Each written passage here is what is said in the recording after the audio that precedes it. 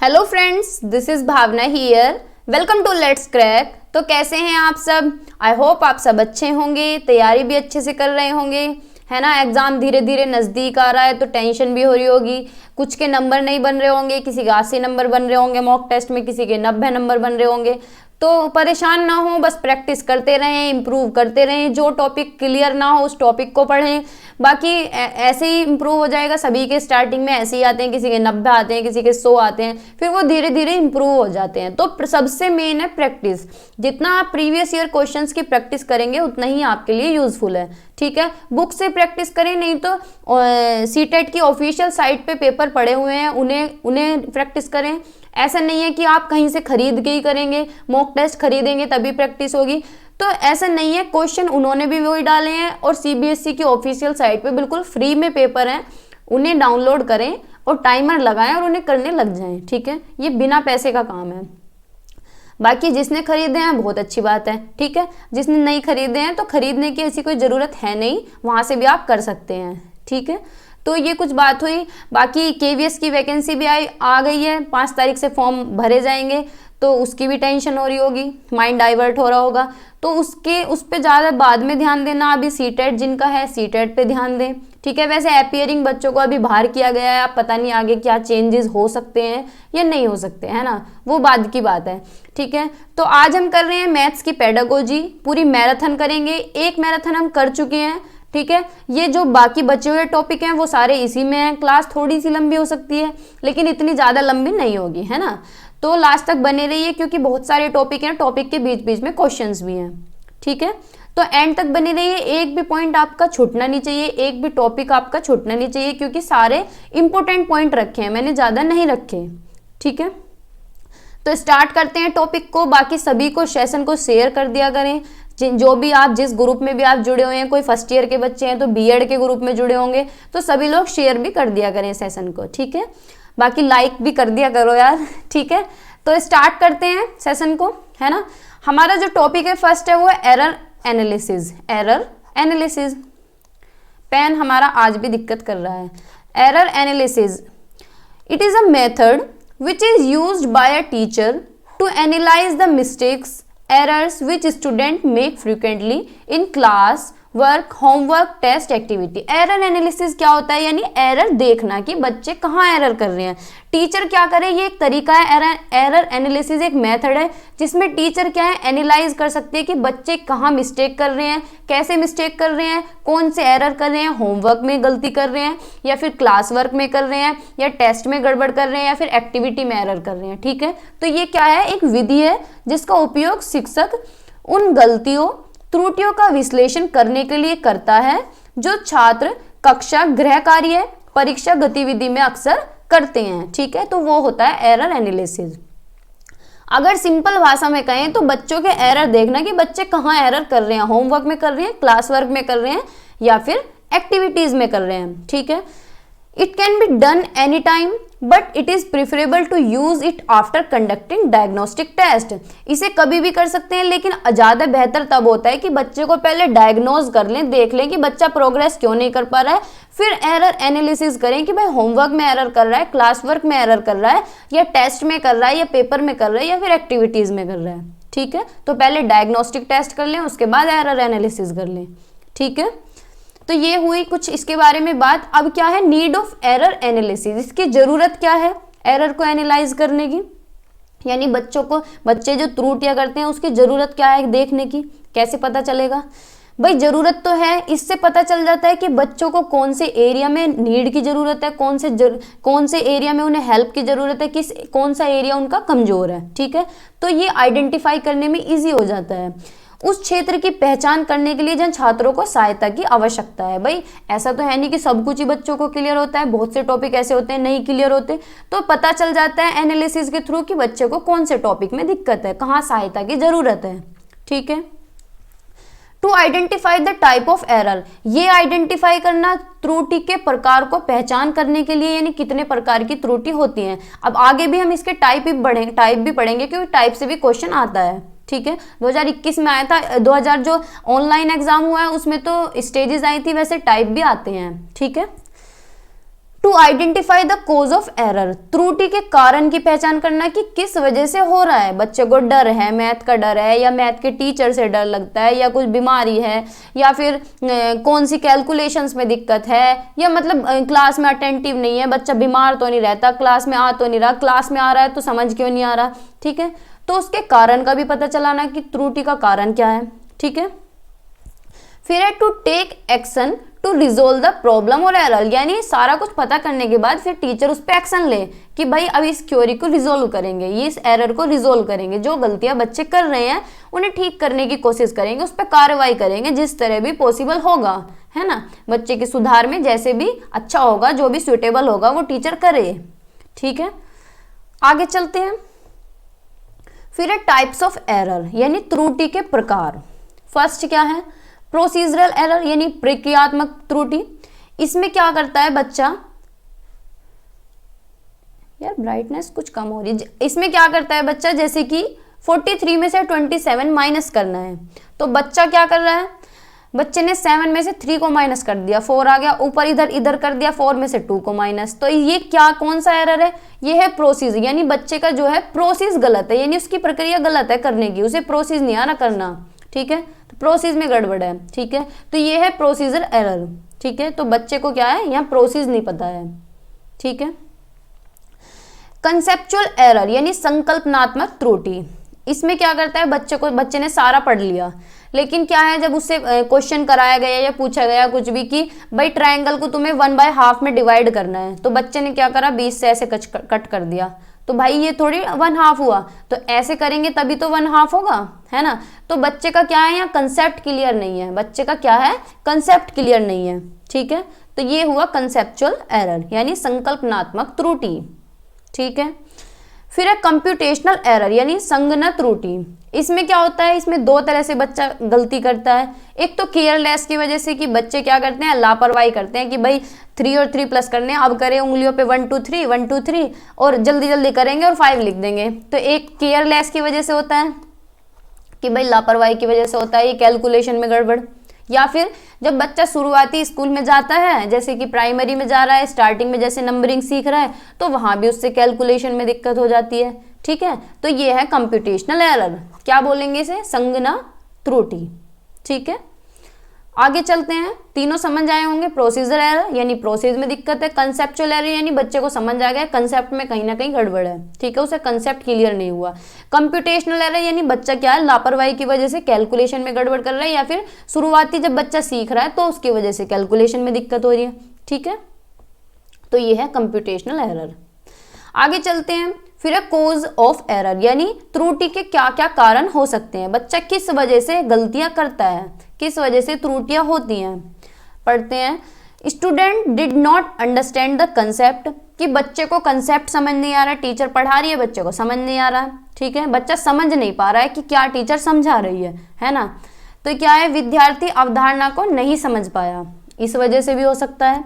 फिर he was not present in the class, भाई ऐसा भी हो सकता है कि वो क्लास में प्रेजेंट ना हो, क्लास में ना हो, या तो बंक पे हो, या फिर स्कूल में ही ना आया हो, एब्सेंट हो, या फिर ऐसा हो कि स्कूल में तो हो मेंटली वहाँ ना हो। कि भाई बहुत बार ऐसा होता है कि भाई हमारे साथ भी, आपके साथ भी हुआ होगा कि क्लास में कुछ भी टीचर पढ़ा रहा है और हम अलग ही खोए हुए हैं पता नहीं कहाँ पे, और सारा पूरा लेक्चर निकल गया, टीचर ने लास्ट में उठा के पूछा बताओ कहाँ आ रहे हैं, गोल बच्चा तो दिमाग से कंसेप्ट निकल जाता है ना। तो वो क्या होता है कि हम वहाँ मेंटली नहीं हो पाते, भाई हमारा दिमाग वहाँ नहीं रहता, हम बैठे ही तो रहते हैं सामने, है ना, होता है ना ऐसा। भाई मेरे साथ तो खूब हुआ है केमिस्ट्री की क्लास में, कि जैसे केमिस्ट्री की क्लास में रीडिंग चल रही है तो सर ने उठा के पूछा बताओ कहाँ है, गोल तो ऐसा बहुत होता है बच्चों के साथ, क्या झटका आ जाता है नींद का या फिर कुछ भी। He was not attentive in the class, कि क्लास में वो अटेंटिव नहीं है, कि डिसिप्लिन में नहीं है, एक तरह से क्या इधर उधर बातें कर रहा है या कुछ भी एक्टिविटी कर रहा है, दिमाग नहीं है उसका पढ़ाई में, अटेंटिव नहीं हो पा रहा, तो ये भी कारण हो सकता है। यानी वह कक्षा में मौजूद नहीं था या फिर वह कक्षा में ध्यान नहीं देता था, इसलिए हो सकता है। त्रुटि का कारण ये भी तो हो सकता है ना। Teacher did not use his और हर लर्निंग स्टाइल, या फिर ये हो सकता है कि टीचर क्या है बच्चे के अकॉर्डिंग नहीं पढ़ा रहा, कि भाई बच्चे को समझ नहीं आ रहा, टीचर जो स्टाइल अपना रही है, टीचर ब्लैक बोर्ड पे पढ़ा रही है तो बच्चों को ब्लैक बोर्ड का मेथड समझ नहीं आ रहा, बच्चों के अकॉर्डिंग नहीं पढ़ा रही, यानी टीचर सेंटर्ड हो रहा है यहाँ पे मामला, है ना। He has a fear of maths, या फिर उसके अंदर मैथ का फोबिया है, मैथ से डर लगता है। जैसे बहुत सी लड़कियों को लगता है कि भैया मैथ के 20 नंबर हैं तो हम कुछ किसी और सब्जेक्ट में मेहनत कर लेंगे, मैथ से दूर रहे हैं, है ना। तो क्या पता उसके अंदर मैथ का डर हो, या फिर ऐसा भी हो सकता है कि मैथ के टीचर का डर हो। मैथ के टीचर का भी तो डर होता है भाई, टीचर की क्वालिटी के ऊपर भी होता है सब्जेक्ट पसंद आना नहीं आना, है ना। जैसा टीचर हमें स्टार्टिंग से मिलता है उसी अकॉर्डिंग हमारा इंटरेस्ट बन जाता है। कोई देखो कितना भी हार्ड सब्जेक्ट हो, चलो साइंस ही मान लो, अगर साइंस में अच्छे टीचर हमें स्टार्टिंग से ही मिल जाते हैं, बहुतों को, हमें तो नहीं मिले, लेकिन क्या है स्टार्टिंग से अच्छे मिल जाएं तो कंसेप्ट क्लियर हो जाता है। जैसे कि ये नीट वाले कितने अच्छी तरह पढ़ाते हैं, बच्चों को डांस कर करके पढ़ाते हैं, बच्चों के दिमाग में जाता है भाई एक्टिविटीज़ के थ्रू पढ़ाएंगे तो सभी को ही समझ आएगा, है ना। तो बहुत बार क्या है टीचर की वजह से भी सब्जेक्ट फोबिया बन जाता है, सब्जेक्ट में डर बना रहता है, ठीक है।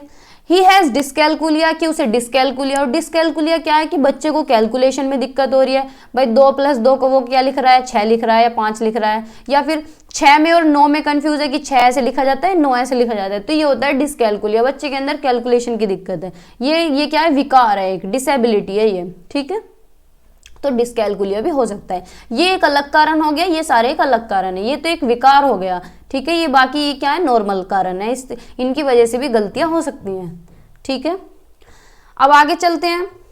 अब न्यूमैन्स ने कुछ एरर एनालिसिस दिए थे, इससे क्वेश्चन आता है और आया भी हुआ है, ठीक है। क्वेश्चंस भी करेंगे हम आगे।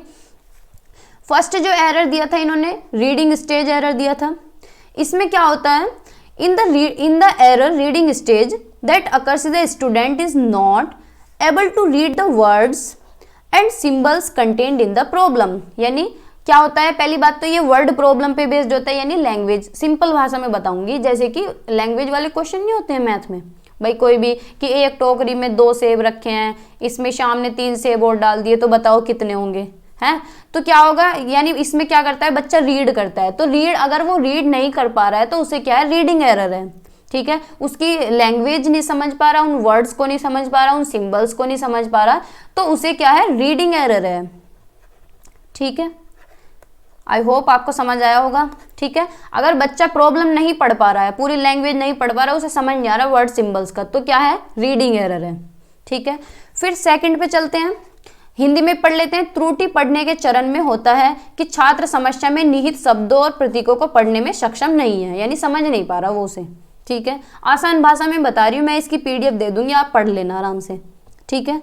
फिर है कॉम्प्रीहेंशन एरर। कॉम्प्रीहेंशन एरर क्या होता है कि बच्चा वर्ड प्रॉब्लम तो पढ़ पा रहा है, भाई पूरा क्वेश्चन उसने पढ़ लिया, लेकिन क्वेश्चन पढ़ने के बाद क्या है, उसमें समझ नहीं पा रहा कि क्वेश्चन कहना क्या चाह रहा है।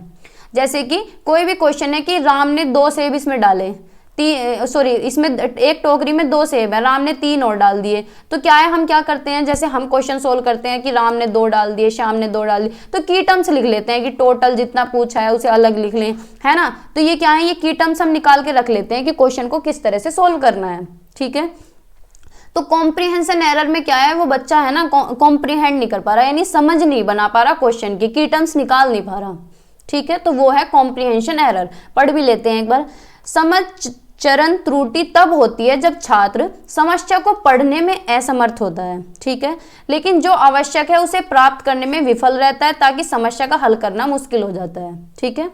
यानी क्या होता है, comprehension phase error occurs is the student able to read the problem but failed in getting what is needed so that difficult to solve the problem. यानी पढ़ तो लेता है लेकिन क्या है, उसे समझ नहीं पाता है कि पूछना क्या चाह रहा है क्वेश्चन, ठीक है। तो ये हुआ कॉम्प्रीहेंशन एरर, ठीक है।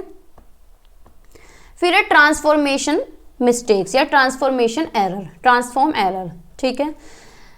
Occur is the students understand the problem but failed in choosing the right mathematical operation to solve the problem. यानी बच्चे ने प्रॉब्लम पढ़ भी ली, भाई पूरा लैंग्वेज का क्वेश्चन पढ़ भी लिया।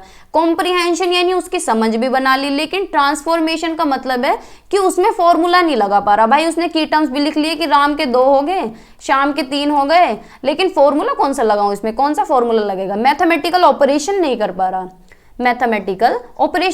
रहा, तो ये क्या है, ट्रांसफॉर्मेशन, पेन गड़बड़ कर रहा है, ट्रांसफॉर्मेशन मिस्टेक्स है, ठीक है। अवस्था परिवर्तन की गलतियां तब होती हैं जब छात्र समस्या को समझते हैं, लेकिन समस्या को हल करने के लिए सही गणितीय संक्रियाओं को चुनने में विफल रहते हैं, ठीक है, सही तरीके से कर नहीं पाते हैं, यानी मेथड नहीं लगा पाते हैं, मैथमेटिकल ऑपरेशन नहीं कर पाते, तो इसे बोलते हैं ट्रांसफॉर्मेशन मिस्टेक्स या ट्रांसफॉर्मेशन एरर, ठीक है। आगे चलते हैं। फिर है प्रोसेस फेज या फिर performing mathematical procedure, performing mathematical operation, यानी क्या है, बच्चे ने प्रॉब्लम पढ़ भी ली, रीडिंग एरर भी कर लिया, उसने रीडिंग भी कर ली, कॉम्प्रीहेंड भी कर लिया, मैथमेटिकल ऑपरेशन भी कर लिया, मान लिया चलो, है ना।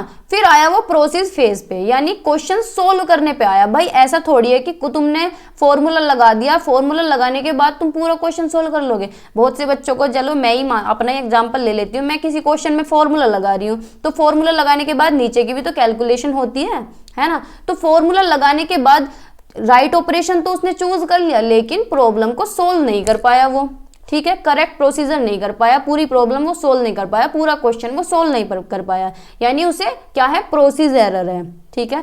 क्या किया उसने, प्रोसीजर एरर किया, ठीक है। हिंदी में भी पढ़ लो भैया, प्रदर्शन कौशल त्रुटि हो गई उसे। तब होती है जब विद्यार्थी समस्या को हल करने के लिए सही संक्रिया का चयन करने में सक्षम है, लेकिन भाग नहीं सकता सही प्रक्रिया के अनुसार, यानी उसे पूरी सही प्रक्रिया के अनुसार नहीं कर पा रहा, फॉर्मूला उसने लगा दिया, ठीक है। तो ये क्या है, प्रोसेस फेज या फिर परफॉर्मिंग मैथमेटिकल प्रोसीजर, ठीक है। फिर है एनकोडिंग एरर या फिर इंटरप्टिंग द आंसर, कि बच्चे ने प्रॉब्लम समझ भी ली, पढ़ भी ली, समझ भी ली, फिर उसके बाद उसने ट्रांसफॉर्म भी कर दिया, उसने पूरा प्रोसेस भी कर दिया, पूरा क्वेश्चन सोल्व कर दिया, चाहे उसने अगड़म तगड़म कुछ भी लगा के पूरा क्वेश्चन यहाँ तक, इस पॉइंट तक आ पहुंचा वो। लेकिन इस पॉइंट में आने के बाद टीचर ने पूछा कि बताओ कैसे किया तुमने क्वेश्चन, बच्चा गोल। अब भाई उसने तरीका कुछ ढंग का लगाया हो तो बताएगा, वो गोल हो गया वहां पे, उसने बताया, उसे बता नहीं पाया, तो यानी व्याख्या गलत कर रहा है। क्वेश्चन तो अगड़म तगड़म लगा के आंसर निकाल लिया, लेकिन इंटरप्ट नहीं कर पा रहा, एनकोड नहीं कर पा रहा, बता नहीं पा रहा, तो क्या है उसके अंदर, एनकोडिंग एरर। यहाँ उसने क्या गलती की है, एनकोडिंग एरर, ठीक है। अगर बच्चे से पढ़ा नहीं जा रहा क्वेश्चन, वर्ड नहीं समझ आ रहे, सिंबल नहीं समझ आ रहे, तो रीडिंग एरर है, ठीक है। और अगर उसे की टर्म्स नहीं निकाल पा रहा उनके बीच से, तो कॉम्प्रिहेंशन एरर है, ठीक है। फिर थर्ड कौन सा था, थर्ड था ट्रांसफॉर्मिंग एरर, अगर फॉर्मूला नहीं लग पा रहा, मैथमेटिकल ऑपरेशन नहीं लग पा रहा, तो ट्रांसफॉर्मिंग एरर है, ठीक है। और अगर फॉर्मूला लगा दिया और आगे का सोल्व नहीं हो रहा उस पर, तो प्रोसीजर एरर है, ठीक है।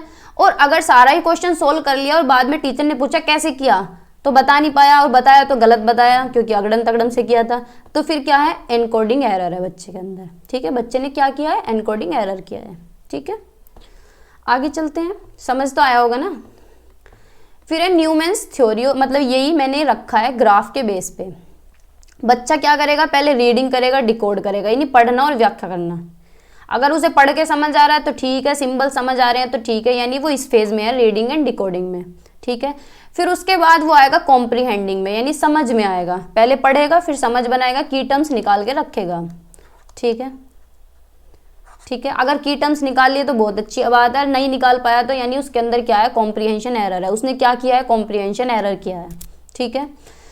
फिर ट्रांसफॉर्मिंग एरर, यानी मैथमेटाइज ऑपरेशन लगाएगा, मैथमेटिकल ऑपरेशन लगाएगा, अगर लगा दिया तो ठीक है, नहीं लगाया तो ट्रांसफॉर्मिंग एरर है, ठीक है। फिर है प्रोसेसिंग एरर, यानी मैथमेटिकल ऑपरेशन तो लगा दिया लेकिन क्या है, कैलकुलेशन में गड़बड़ कर दिया, आगे तक क्वेश्चन नहीं हो पाया, तो क्या है, प्रोसेसिंग एरर है, ठीक है। क्वेश्चन पूरा कर दिया, पूरा क्वेश्चन कर दिया, लेकिन टीचर को बता रहा है, उस पर बताया नहीं जा रहा, गलत बता रहा है क्योंकि अगड़म तगड़म लगा के यहाँ तक पहुंच गया था, तो क्या है, एनकोडिंग एरर है, ठीक है। आई होप आपको ये समझ आया होगा, ठीक है। बाकी पढ़ लेना आप, मैंने पढ़ने के लिए रखा है लेकिन मैंने इजी वे में बताने की कोशिश की है, ठीक है। This understanding can support teachers to identify students misunderstanding when solving word problem. इस पूरे प्रोसेस का क्या मतलब है कि टीचर ये समझ जाती है कि बच्चे को किस तरह का एरर है। बच्चा चलो क्वेश्चन तो पढ़ पा रहा है, बच्चा आगे क्यों नहीं कर पा रहा है, या फिर बच्चे ने की टर्म्स तो निकाल के रख ली, आगे क्यों नहीं कर पा रहा है, या फिर बच्चे ने फॉर्मूला तो लगा लिया, आगे क्यों नहीं कर पा रहा है, या फिर फॉर्मूला लगाने के बाद कैलकुलेशन तो करवा ली लेकिन ये करा कैसे इसने, पूरा बता नहीं पा रहा है ना।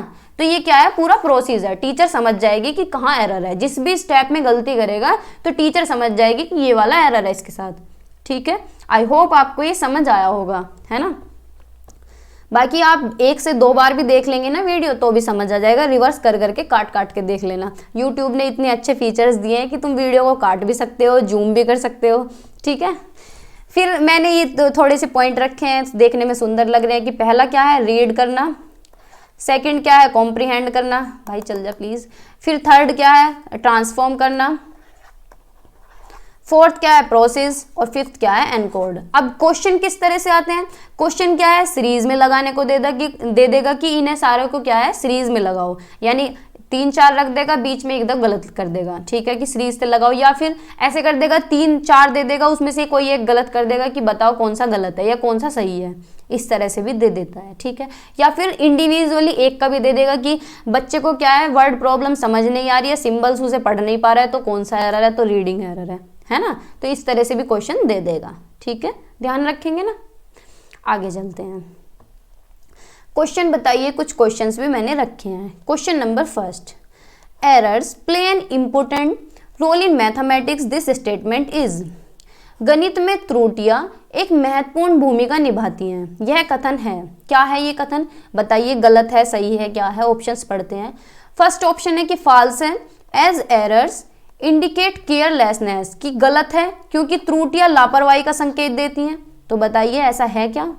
या फिर true as they give ideas about how children construct mathematical concept, कि सच है क्योंकि ये वे इस बारे में विचार देते हैं कि बच्चे गणित की अवधारणाओं का निर्माण कैसे करते हैं। भाई एरर करता है तो बच्चे को पता चलता है कि कौन से स्टेप में इसे कमी आ रही है, क्या इसे समझ नहीं आ रहा है ना, कौन सा प्रोसीजर समझ नहीं आया। सच है क्योंकि वे छात्रों को उनके अंकों के बारे में प्रतिक्रिया देते हैं। भाई मार्क्स हम दे रहे हैं क्या बच्चों को, मार्क्स की बात तो करनी नहीं चाहिए, मार्क्स तो गलत बात है मार्क्स की बात करना, ठीक है। फॉल्स यानी असत्य है क्योंकि गणित में त्रुटियों की कोई गुंजाइश नहीं होती, कि भाई गणित में तो गलतियां हो ही नहीं सकती, सटीक आंसर निकलेगा, बिल्कुल धरा फॉर्मूला कर दिया, तो भैया ऐसा भी नहीं होगा। तो बताइए कौन सा ऑप्शन होगा। ये ऑप्शन तो गलत है कि गणित में क्या है, गलतियों की कोई गुंजाइश नहीं होती, ऐसे नहीं है, गलतियां तो हर एक जगह होती हैं, ठीक है। ऐसा तो कोई भी सब्जेक्ट नहीं बना जिसमें गलतियां नहीं होती हूँ, है ना। सच है क्योंकि वे छात्रों को उनके अंकों के बारे में प्रतिक्रिया देते हैं, कि बच्चों को क्या है, मार्क्स बता रहे हैं कि भैया तुम्हारे 10 में से 8 नंबर आए हैं, तो ये भी गलत है, ठीक है।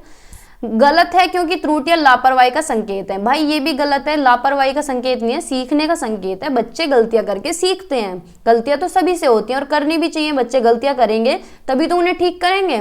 अब जो इतना सारा हम पढ़ के आए हैं थ्योरी, वो गलतियों के बारे में ही तो दिया है न्यूमैन्स जी ने, है ना।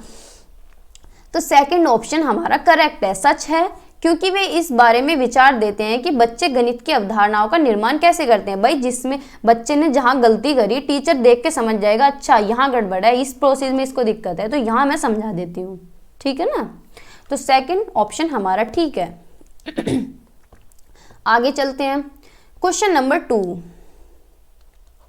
Misconceptions in mathematics can be removed by.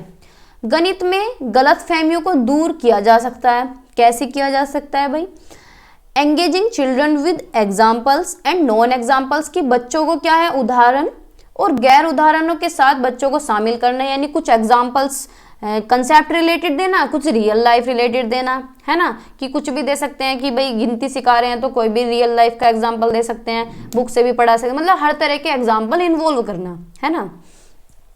सभी प्रश्नों को तैयार करना, उन्हें कई बार दोहराना, कि सारे क्वेश्चन तैयार कर लें और उन्हें बार बार रिपीट करते रहें, तो भाई रिपीटेशन हमें नहीं करानी है, ये रट्टे का काम होता है।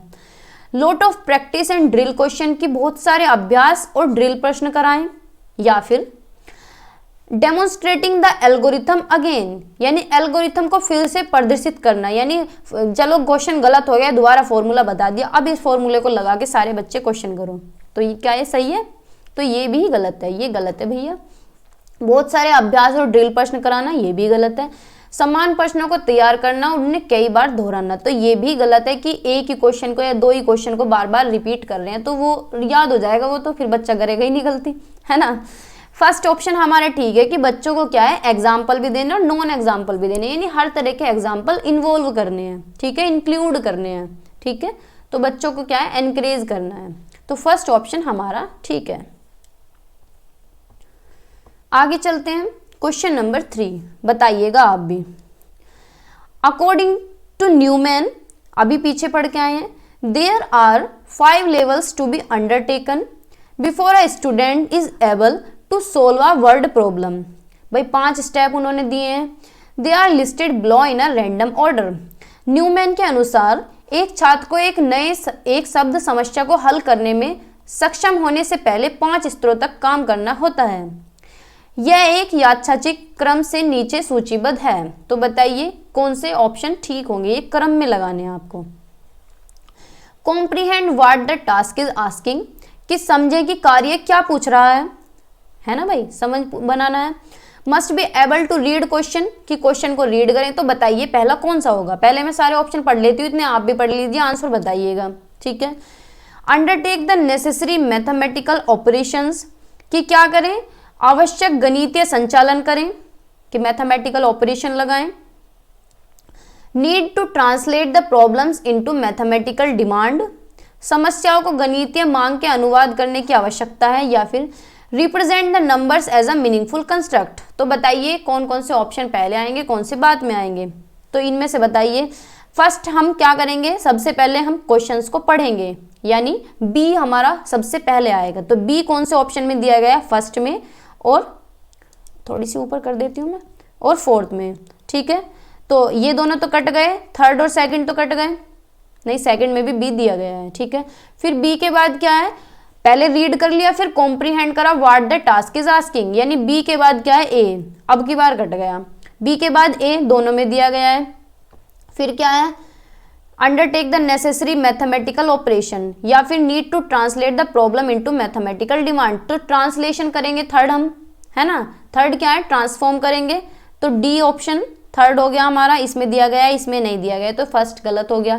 तो डी के बाद सी दिया गया है, undertake the necessary mathematical operation. फिर देखेंगे कि नीचे से क्वेश्चन गलत हो रहा है। फिर ई क्या है, यानी डिकोड करेंगे, रिकॉर्ड करेंगे, ठीक है, एनकोड करेंगे, ठीक है। तो ई बाद में आएगा, B A D C E, fourth option हमारा करेक्ट है, ठीक है भाई, ठीक है। आगे चलते हैं, question number 4। A primary class mathematics teacher poses the following word problem to his student S। एक प्राथमिक कक्षा में गणित शिक्षक ने अपने छात्रों को निम्नलिखित शब्द समस्या दी। एस यानी समीना 10 मिनट से 9 बजे बिस्तर पर जाती है, यानी 9:10 पे जाती है, ठीक है भाई, चल जा। समीना की तुलना में कीर्ति 20 मिनट बाद बिस्तर पर जाती है, यानी समीना क्या है, उससे 20 मिनट बाद जा रही है। भाई वो 9:10 पे जा रही है, तो समीना क्या है, 20 मिनट बाद जा रही है, यानी 9:30 बजे समीना जा रही है। कीर्ति कितने बजे बिस्तर पर जाती है। छात्रों में से एक उत्तर के रूप में 20 दिया। एक बच्चे ने कहा कि 20, बिना सोचे समझे ऐसे ही दे दिया, पता नहीं क्या।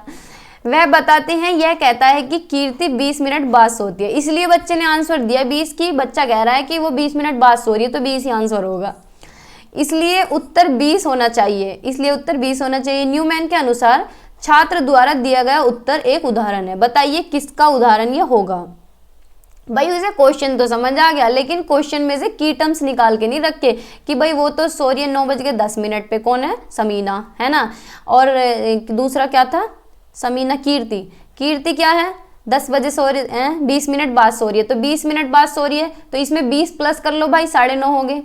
तो की टर्म्स नहीं लिख पाया, चलो खाली 20 ही लिख लो, 20 मिनट बाद लिख रही, चल, अरे ये क्या हो गया भाई, 20 मिनट बाद सो रही है, ठीक है। तो ये लिख पाया नहीं, बाहर नहीं निकाल पाया क्वेश्चन से, बस ऐसे ही क्वेश्चन देखा और आंसर दे दिया 20। तो उसे कौन सा एरर है बताइए।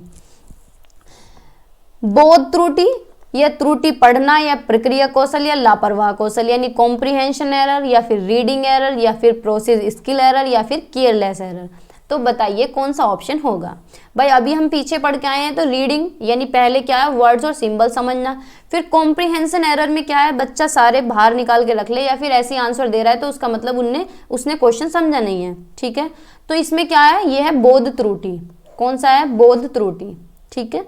तो फर्स्ट ऑप्शन हमारा यहाँ पे करेक्ट होगा, ठीक है, कॉम्प्रिहेंशन एरर। आगे चलते हैं, फिर है वैन हिलेज थ्योरी। वैन हिले की थ्योरी है।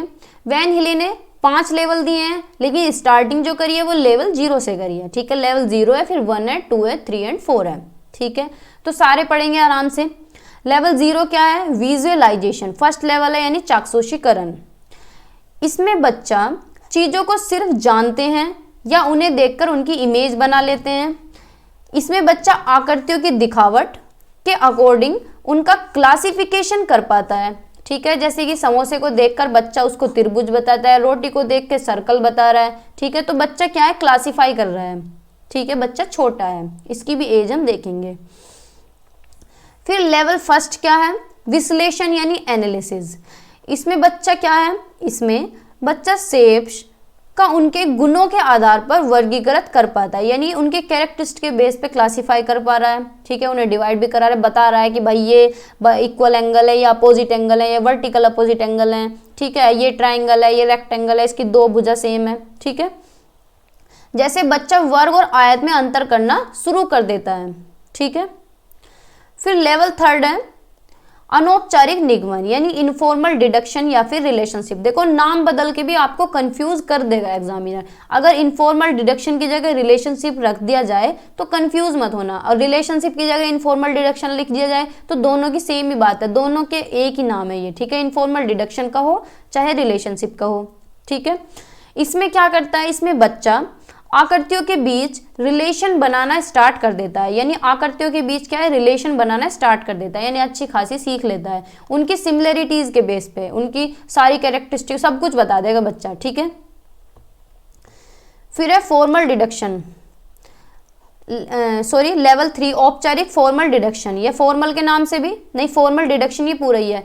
इसमें बच्चा कृतियां यानी शेप्स के फॉर्मूले ढूंढने लगता है, यानी बच्चा क्या है, फॉर्मूले लगाने लगता है। अब तक तो क्या है, सिमिलरिटीज तक ही चल रहे थे कि उनके गुण बता रहा है, विशेषता बता रहा है सब शेप्स के, लेकिन अब क्या है, बच्चा फॉर्मूले लगाना, स्क्वायर का फॉर्मूला, रेक्टेंगल का फॉर्मूला, कितना भी बड़ा क्वेश्चन हो अच्छी तरह फॉर्मूला लगाएगा, ठीक है। फिर लेवल 5 क्या है, दृढ़ता यानी रिगर या एक्सियोमेटिक। रिगर से के नाम से भी जाना जाता है, एक्सियोमेटिक के नाम से भी जाना जाता है। एक्सियोमेटिक भी पिछली बार रख के दिया था रिगर की जगह, ठीक है। इसमें बच्चा अपने ज्योमेट्री चिंतन के अकॉर्डिंग खुद से चीजें बनाते हैं, यानी इसमें क्या है, बच्चा बड़ा हो जाता है कि भाई प्रूव भी करने लगता है चीजों को, कि हैंस प्रूव हो गया ये क्वेश्चन, प्रूव भी करेगा, फॉर्मूला भी, सब मतलब पूरा एडवांस मैथ आ जाता है इसके अंदर। इसके अंदर क्या है, एडवांस मैथ आ जाता है। एडवांस मैथ का मतलब, मेरा कहने का मतलब है कि बच्चा बहुत एडवांस सोचने लगता है, बिल्कुल कितना भी उससे फॉर्मूला लगवा लो, क्वेश्चन खुद से भी बना लेगा, औरों के बनाए हुए क्वेश्चन भी कर देगा, प्रूव भी करेगा, जो फॉर्मूले बनते हैं उन फॉर्मूलों को भी प्रूव करने लगेगा। तो ये क्या है, हाई लेवल हो जाएगा, ठीक है। आगे देखते हैं भाई, ये जो टेबल है ना, इससे बहुत अच्छे से समझा जाता है। देखो मुझे तो ये बहुत अच्छी लगती है पर्सनली, बताऊं तुम्हें। फर्स्ट लेवल क्या था, विजुअलाइजेशन यानी लेवल 0। इसमें क्या है, K2 यानी बच्चा क्या है, सेकंड क्लास तक रहेगा, नर्सरी क्लास से सेकंड क्लास तक का बच्चा इसके अंदर रहेगा। यानी सेकंड क्लास का बच्चा कितना होता है, 7 साल के आसपास, है ना, 7-8 साल का बच्चा, 6 साल तक का बच्चा, 7 साल का, तो इसके अंदर रहेगा। तो वो क्या है, ये क्या है, विजुअलाइजेशन फर्स्ट है, लेवल 0। इसमें बच्चा शेप्स देखेगा, बता देगा कि समोसे जैसा ट्रायंगल होता है, रोटी जैसा सर्कल होता है, ठीक है। फिर है लेवल फर्स्ट यानी एनालिसिस। इसमें बच्चा क्या रहेगा, 3rd क्लास से 5th क्लास तक रहेगा, यानी 3री क्लास से 5वीं क्लास तक बच्चा रहेगा, जो क्लासेस बता देगा, है ना, क्लासेस बता देगा, वर्टिकल अपोजिट एंगल, ये दोनों साइड्स इक्वल हैं, ये 4 साइड इक्वल हैं, इसमें 2 साइड बड़ी हैं 2 साइड छोटी हैं, ये चीज़ें बता देगा, ठीक है। फिर ये वाला है, आगे है लेवल 2 इनफॉर्मल डिडक्शन, यानी इसमें बच्चा क्या है, 8th क्लास में होगा। 8th क्लास में क्या है, बच्चा प्रॉपर्टीज बताने लगेगा शेप्स की, मतलब और थोड़ा सा डिटेल में चला जाएगा, ठीक है, कि रेक्टेंगल में और ट्रायंगल में क्या डिफरेंस होता है, क्या सिमिलरिटीज हैं, क्या डिसिमिलरिटीज हैं, सारी चीजें बता देगा A to Z, ठीक है। फिर है level 3 deduction, high school geometry. तो अब तक तो बच्चा क्या था, प्रॉपर्टीज, शेप्स, क्लासेस, शेप्स पे ही रुका हुआ था। अब बच्चा क्या है, रिलेशनशिप भी बनाने लगेगा, यानी क्वेश्चन में फॉर्मूला भी लगाना पड़ लगेगा, भाई पेन नहीं चलेगा, बच्चा क्या है, फॉर्मूला लगाना शुरू कर देगा, इसमें रिलेशनशिप बनाना शुरू कर देगा। यानी 8th क्लास में क्या है, सॉरी हाई स्कूल में क्या है, एडवांस मैथ आ जाता है। भाई 10वीं क्लास का मैथ कितना सही होता है, बच्चा सब कुछ कर लेगा, उसमें फॉर्मूला भी लगा देगा, पूरा क्वेश्चन सोल्व कर लेगा, ठीक है। तो ये कौन सा है, लेवल 3 है डिडक्शन। फिर है लेवल 4 रिगर, इसमें क्या है बच्चा कॉलेज में चला जाए, कॉलेज मैथ मेजर, यानी बच्चा क्या है खुद से भी फॉर्मूले बनाने लगेगा और जो फॉर्मूले हैं उन्हें प्रूव भी करना सीख लेगा, मतलब पूरा एडवांस हो जाएगा। ठीक है, तो ये है लेवल 4 रिगर यानी डिडक्टिव सिस्टम ऑफ प्रॉपर्टीज या एनालिसिस ऑफ डिडक्टिव सिस्टम। ये बहुत कम पूछा जाता है सीटेट में, अगर पूछे जाएंगे तो ये 3 पूछे जाएंगे, शेप्स, ये वाला विजुअलाइजेशन, एनालिसिस और इनफॉर्मल डिडक्शन, ये 3 ही पूछे जाते हैं। और या फिर क्वेश्चन ऐसे आएगा कि इन्हें सीरीज में लगाओ, ये चारों पांचों दे देगा और सीरीज में लगाने को दे देगा। ठीक है, तो इस तरह से क्वेश्चन पूछा जाता है, ये इससे क्वेश्चन नहीं आता क्योंकि ये बहुत हायर लेवल हो जाता है। ठीक है, चलते हैं आगे, क्वेश्चन बताइएगा। नेक्स्ट क्वेश्चन है, ए 7 year boy, old boy recognises all four-sided regular figures as square. According to Van Hille, he is at which stage of geometrical thinking? एक 7 वर्षीय लड़का 4 भुजाओं वाली नियमित आकृतियों को वर्ग के रूप में पहचानता है। वैन हिले के अनुसार वह ज्योमेत्रीय विचार की किस स्थिति में है? तो बताइए, लेवल फर्स्ट है वो एनालिसिस, लेवल सेकंड है, सॉरी इन्होंने उल्टा सुल्टा दिया हुआ है। लेवल सेकंड पहले दिया हुआ है कि एनालिसिस में है, या लेवल फर्स्ट विजुअलाइजेशन में है, या लेवल 4 डिडक्शन में है, या लेवल 3 इनफॉर्मल डिडक्शन में है। तो बताइए कौन सा होगा? स्तर 2 विश्लेषण, स्तर फर्स्ट मानसिक चित्रण, स्तर 4 निगमन, स्तर 3 अनौपचारिक निगमन। तो बताइए कौन से स्टेज में बच्चा होगा? देखो अब तक तो आपने आंसर बता दिया होगा। देखो अगर आप क्वेश्चन भी नहीं आ रहा ना तो थोड़ा सा कॉमन सेंस लगाएं कि 7 साल का बच्चा है, तो भाई 7 साल का जब बच्चा है तो पहली स्टेज पे होगा, क्योंकि अभी हम पीछे पड़ गए हैं K से 2 तक, यानी सेकंड क्लास तक का बच्चा फर्स्ट स्टेज में आता है, जो कि है चाक्षुषीकरण यानी विजुअलाइजेशन। ठीक है, तो 7 साल का बच्चा कौन से स्टेज में आएगा? विजुअलाइजेशन में। लेकिन रिकॉग्नाइज क्या कर रहा है? चारों साइड बता रहा है, फिगर की स्क्वायर है, तो वैन हिले के मतलब स्क्वायर बता रहा है। कोई भी चीज अपने घर में देखी बता दे कि स्क्वायर है, रोटी देखी तो बता दिया ये सर्कल है। ठीक है, समोसा देखा तो बता दिया ये ट्राइंगल है, यानी ये समोसा है। ठीक है, तो कौन से स्टेज पे है वो? विजुअलाइजेशन पे यानी चाक्षुषीकरण पे। ठीक है, तो फर्स्ट ऑप्शन हमारा करेक्ट है। ठीक है, या फिर मानसिक चित्रण, हिंदी में थोड़ी गड़बड़ हो सकती है। तो फर्स्ट ये क्या है? बी ऑप्शन हमारा ठीक है, लेवल फर्स्ट में है वो। ठीक है, आगे चलते हैं। Question number 6, which one of the following represent the correct sequence of development of geometrical understanding? ज्योमेत्रीय समझ की विकसित करने के लिए निम्नलिखित में से कौन सी श्रेणी क्रम सही है? तो बताइए, अभी हम पढ़ के आए हैं पीछे, सीरीज में लगाना है, कौन सा सही है? मानसिक चित्रण, विश्लेषण, अनौपचारिक निगमन या औपचारिक निगमन, या फिर औपचारिक निगमन, अनौपचारिक निगमन, मानसिक चित्रण या विश्लेषण, या फिर मानसिक चित्रण, विश्लेषण, औपचारिक निगमन या अनौपचारिक निगमन, या फिर मानसिक चित्रण, औपचारिक निगमन, विश्लेषण, अनौपचारिक निगमन। इंग्लिश में भी देख लीजिए, हिंदी में अगर कंफ्यूज हो गए, विजुअलाइजेशन, एनालिसिस, इनफॉर्मल डिडक्शन या फॉर्मल डिडक्शन। या फिर देखो अब क्वेश्चन को किस तरह से करना है, हमें पता है कि सबसे पहले विजुअलाइजेशन आता है ना भाई। फर्स्ट तो चलो बीच के ना याद रहे हो तो फर्स्ट तो याद है, फर्स्ट नंबर पे विजुअलाइजेशन आता है, तो इसमें विजुअलाइजेशन नहीं है तो ये कट गया। ठीक है, 3 में विजुअलाइजेशन है। फिर सेकंड नंबर पे आता है एनालिसिस, तो इसमें भी एनालिसिस है, इसमें भी एनालिसिस है, इसमें नहीं है तो ये भी कट गया। ठीक है, अब कौन से बचे? फर्स्ट और थर्ड बचे। थर्ड नंबर पे आता है इनफॉर्मल डिडक्शन या फिर रिलेशनशिप। ठीक है, तो ये क्या है? इसमें क्या है? फॉर्मल डिडक्शन, तो भैया ये भी कट गया।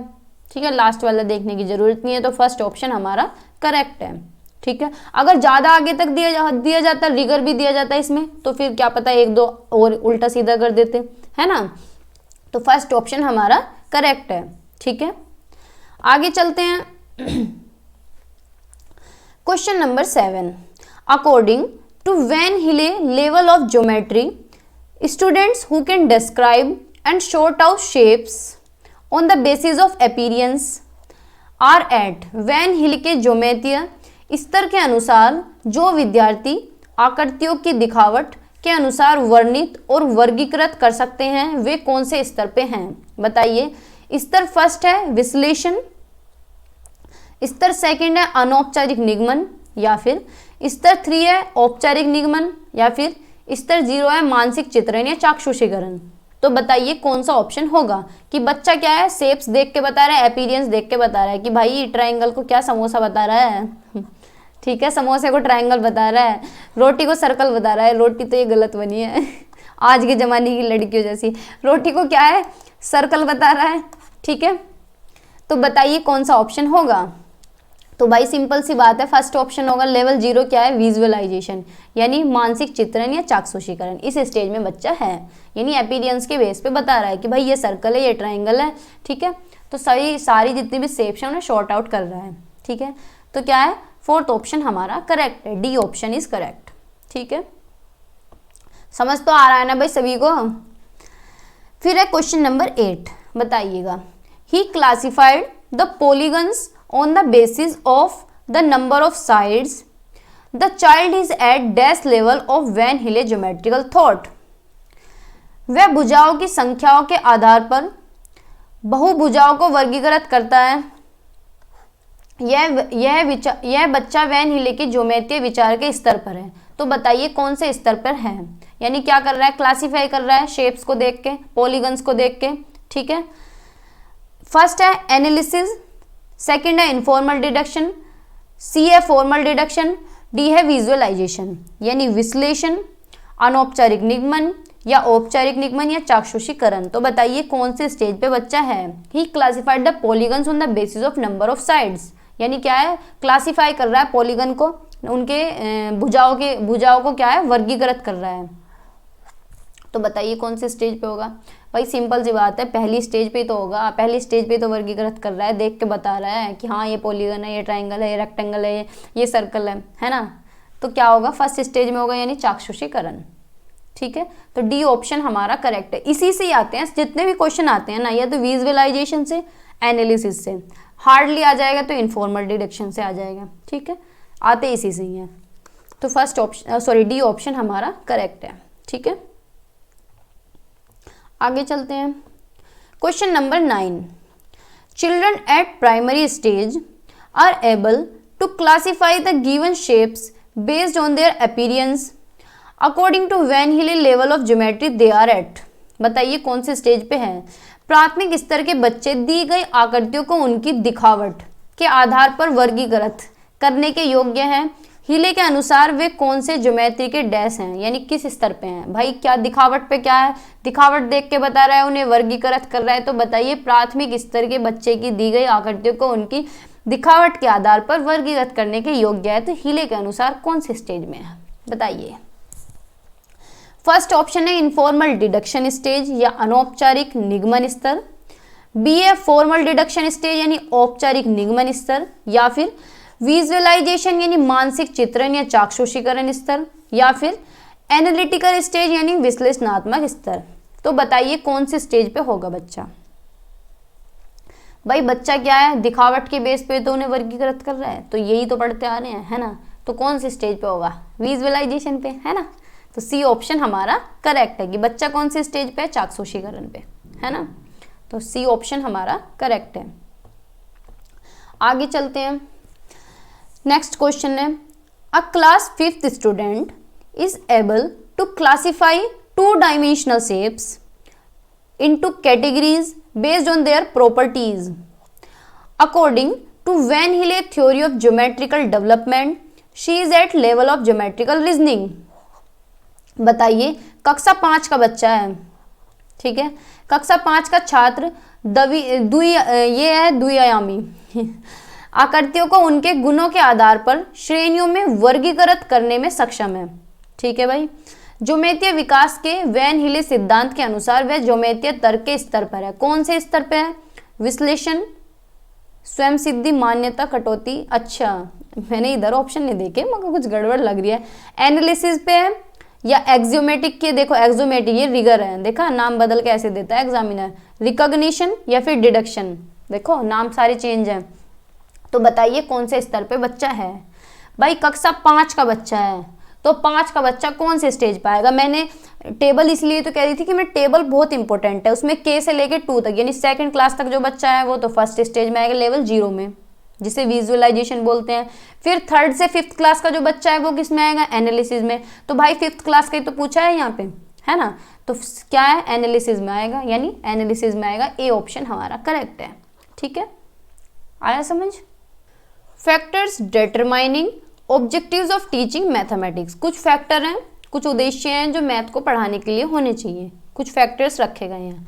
साइकोलॉजिकल फैक्टर यानी मनोवैज्ञानिक कारक, जैसे कि education should be child centred, यानी मैथ को किस तरह से पढ़ाना चाहिए, बाल केंद्रित होनी चाहिए। मैथ क्या कोई भी सब्जेक्ट हो, शिक्षा कैसी होनी चाहिए, बाल केंद्रित होनी चाहिए, यानी बच्चे के अकॉर्डिंग होनी चाहिए, बच्चा केंद्र में होना चाहिए, बच्चे के इंटरेस्ट के अकॉर्डिंग होना चाहिए, जो बच्चा चाहता है वही टीचर पढ़ाता है, तो चाइल्ड सेंटर्ड होता है।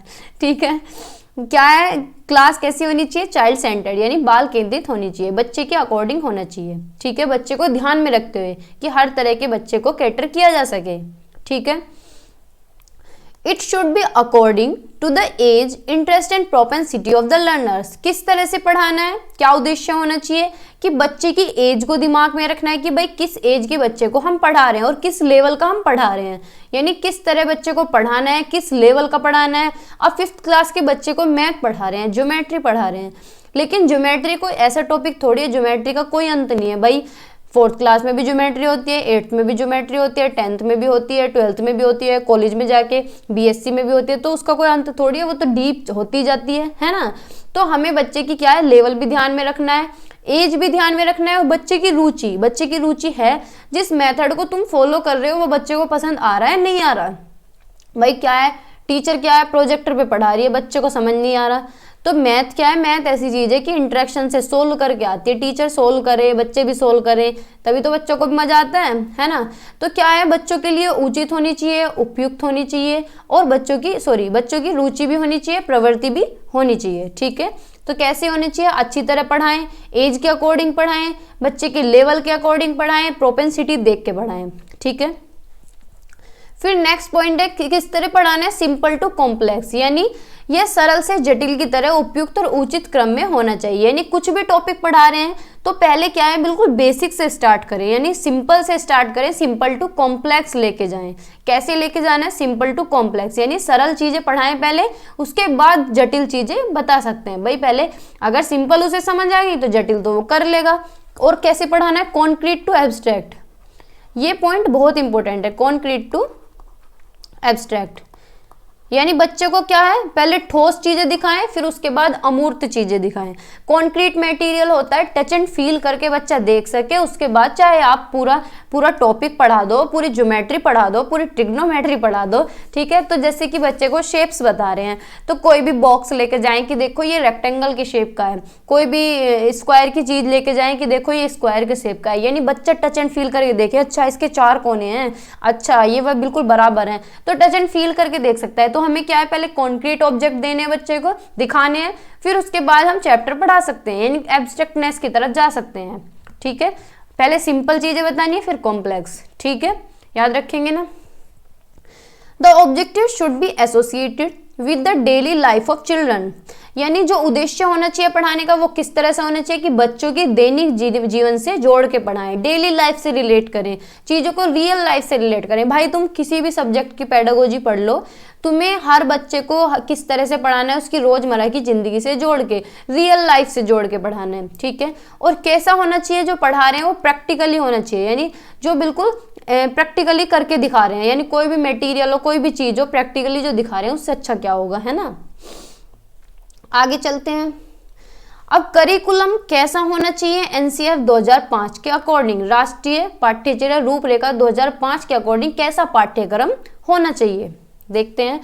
It should be according to the objective of education, यानी यह शिक्षा के उद्देश्यों के अनुसार होना चाहिए, यानी टीचर का भी एम सेट हो, बच्चों का भी एम सेट हो। ठीक है, और एक सब्जेक्ट से दूसरे सब्जेक्ट से जुड़ा हुआ हो, है ना।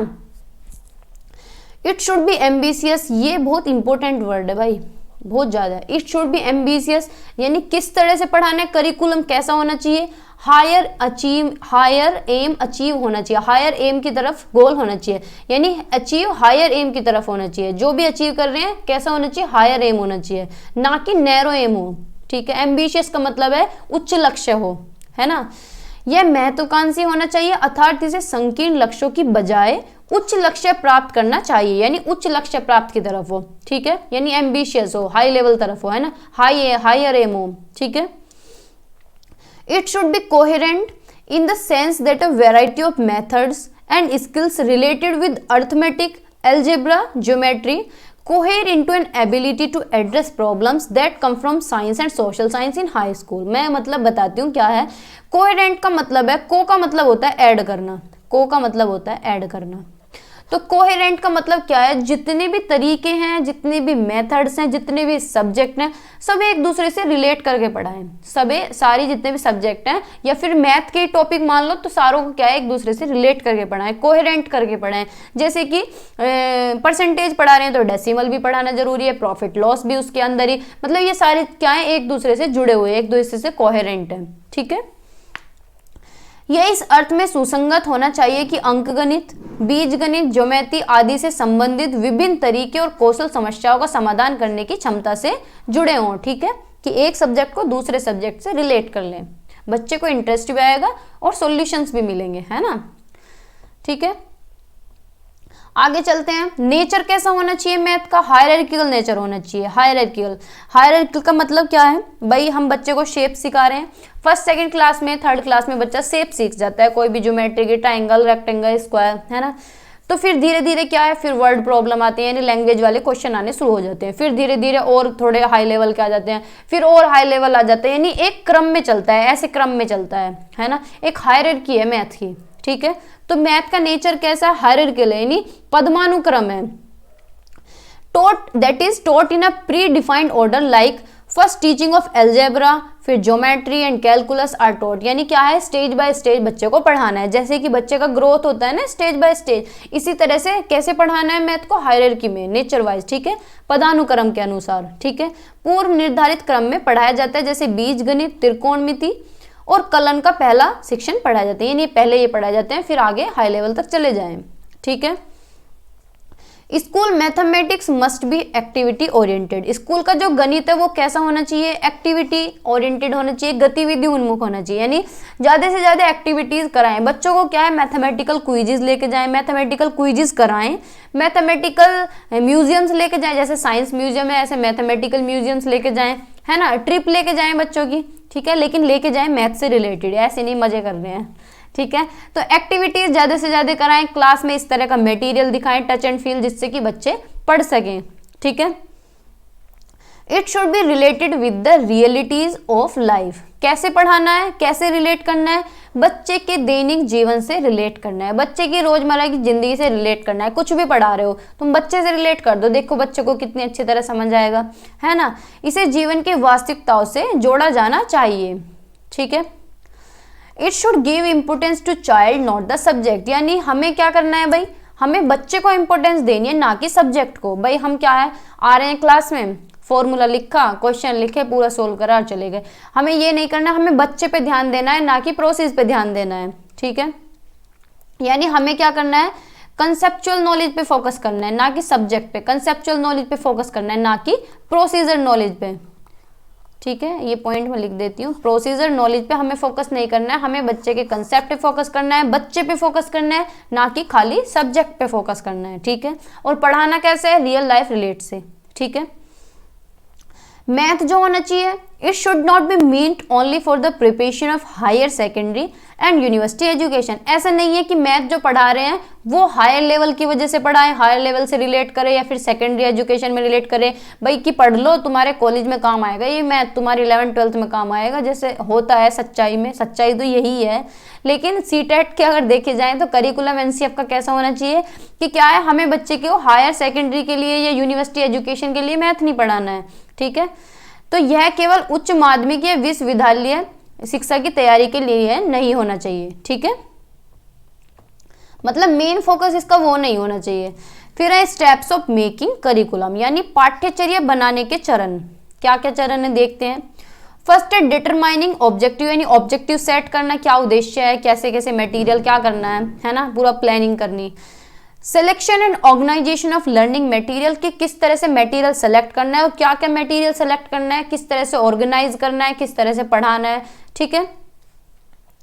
Selection of suitable learning experiences, यानी कौन कौन से एक्सपीरियंसेस यानी कौन कौन से मेथड्स यूज करने हैं, टीचिंग एड्स कौन कौन सी यूज करनी है, क्या पढ़ाना है क्लास में, ऑडियो विजुअल से पढ़ाना है या ब्लैक बोर्ड से पढ़ाना है, ठीक है। फिर उसके बाद क्या करना है, इवेल्युएशन के लिए मटेरियल इकट्ठा करना है कि लास्ट में बच्चों का मूल्यांकन हो, ठीक है।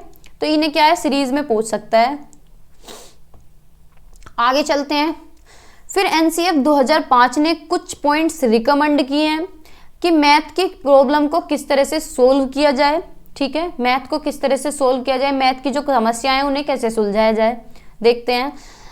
Estimation and approximation are used, जब सटीक समाधान उपलब्ध नहीं हो तो अनुमान और सन्निकटतम की मात्रा का उपयोग किया जाना चाहिए। ये बहुत इंपॉर्टेंट पॉइंट है। देखो मैथ में क्या करना चाहिए, अगर क्वेश्चन जैसे हम क्वेश्चन सोल्व कर रहे हैं और उसका लगभग आ रहा है कुछ भी, चलो 89.999 समथिंग आ रहा है, तो ये क्या है, ये क्या है, अप्रोक्सीमेशन है। क्या मतलब सन्निकट तो चलेगा, हम निकट तो चलेगा आंसर के, चलो मेन आंसर 90 है तो बच्चा क्या है, इसके निकट तो जा रहा है ना। और या फिर क्वेश्चन सोल्व करने से पहले बच्चा कह रहा है कि मैडम इसका आंसर तो 80 और 90 के बीच होगा, ऐसा मैं सोच रहा हूँ, तो ये क्या है, ये एस्टिमेशन है। बच्चा अनुमान लगा रहा है कि इसका आंसर तो 80 और 90 के बीच में होना चाहिए, मैडम इसका आंसर 88 हो सकता है, इसका आंसर 89 हो सकता है, ठीक है। तो ये क्या है, एस्टिमेशन। और आंसर है, अगर कोई आंसर 90 है किसी भी क्वेश्चन का और बच्चा क्या है, निकटतम जा रहा है उसके, तो वो क्या है, अप्रोक्सीमेशन। तो इस तरह की स्किल्स भी बच्चे के अंदर डेवलप करनी है, समस्या को सुलझाना है इस तरह से। एस्टिमेशन और अप्रोक्सीमेशन आपको यूज करना है, ठीक है। शायद लैपटॉप डाउन हो गया। फिर है skill of optimisation should be developed, यानी अनुकूलन का कौशल भी विकसित किया जाना चाहिए, ठीक है।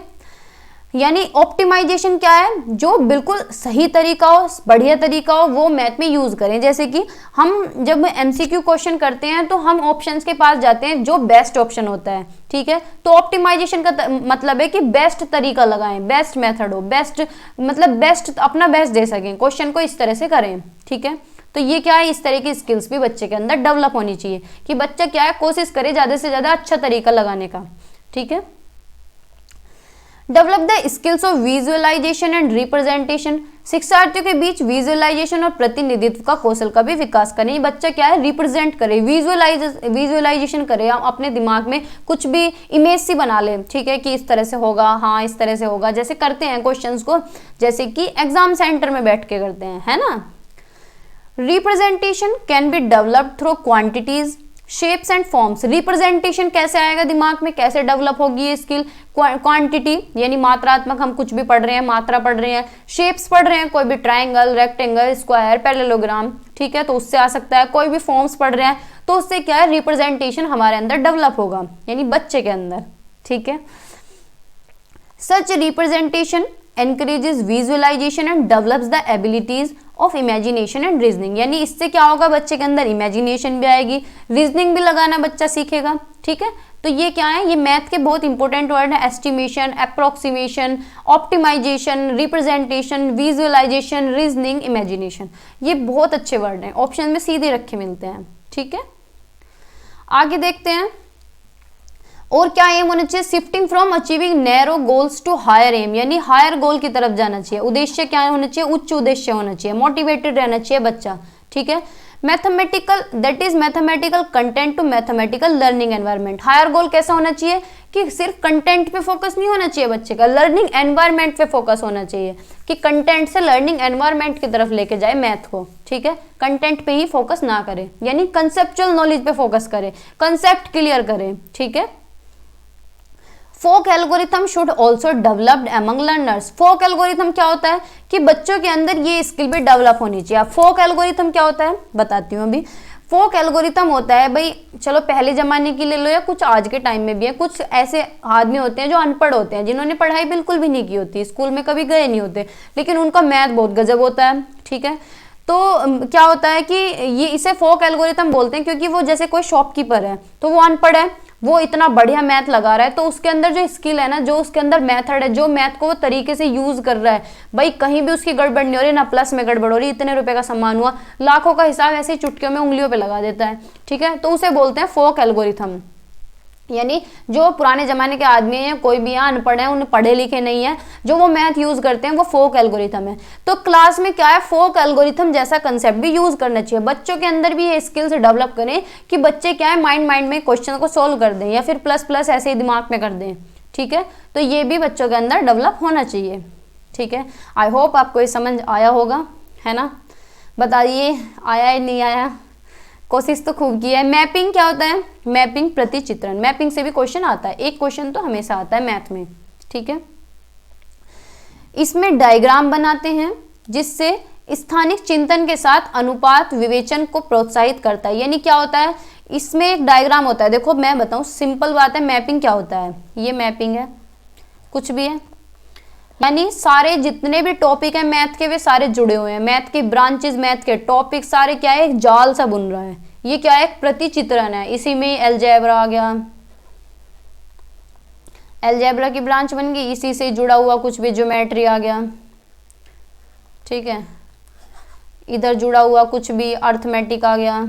ठीक है, तो सारा क्या है ऐसे जुड़ा हुआ है, पूरा ग्राफ बना हुआ है, इसका पूरा मैप बना हुआ है, तो इसे बोलते हैं मैपिंग यानी प्रतिचित्रण मैथ में। ठीक है, ये क्या करता है, ये बच्चों के अंदर स्पेशल थिंकिंग डेवलप करता है, यानी बच्चा क्या है, स्थानिक चिंतन बच्चे के अंदर डेवलप होता है। ठीक है, और प्रोपोर्शनल थिंकिंग भी डेवलप होती है, रेशियो थिंकिंग भी डेवलप होती है। ठीक है, it can be integrated into many mathematics topic. देखो आ गया ना कि क्या है, ज्यादा से ज्यादा टॉपिक क्या है, इंटीग्रेट होते हैं, सारे एक दूसरे से मिले जुले रहते हैं। अर्थमेटिक में इतने सारे टॉपिक हैं, रेशियो, प्रोपोर्शन, सारे क्या है एक दूसरे से जुड़े हुए हैं, प्रॉफिट एंड लॉस है, तो सारे एक दूसरे से इंटीग्रेट हैं। ठीक है, तो पूरा मैप बना हुआ है।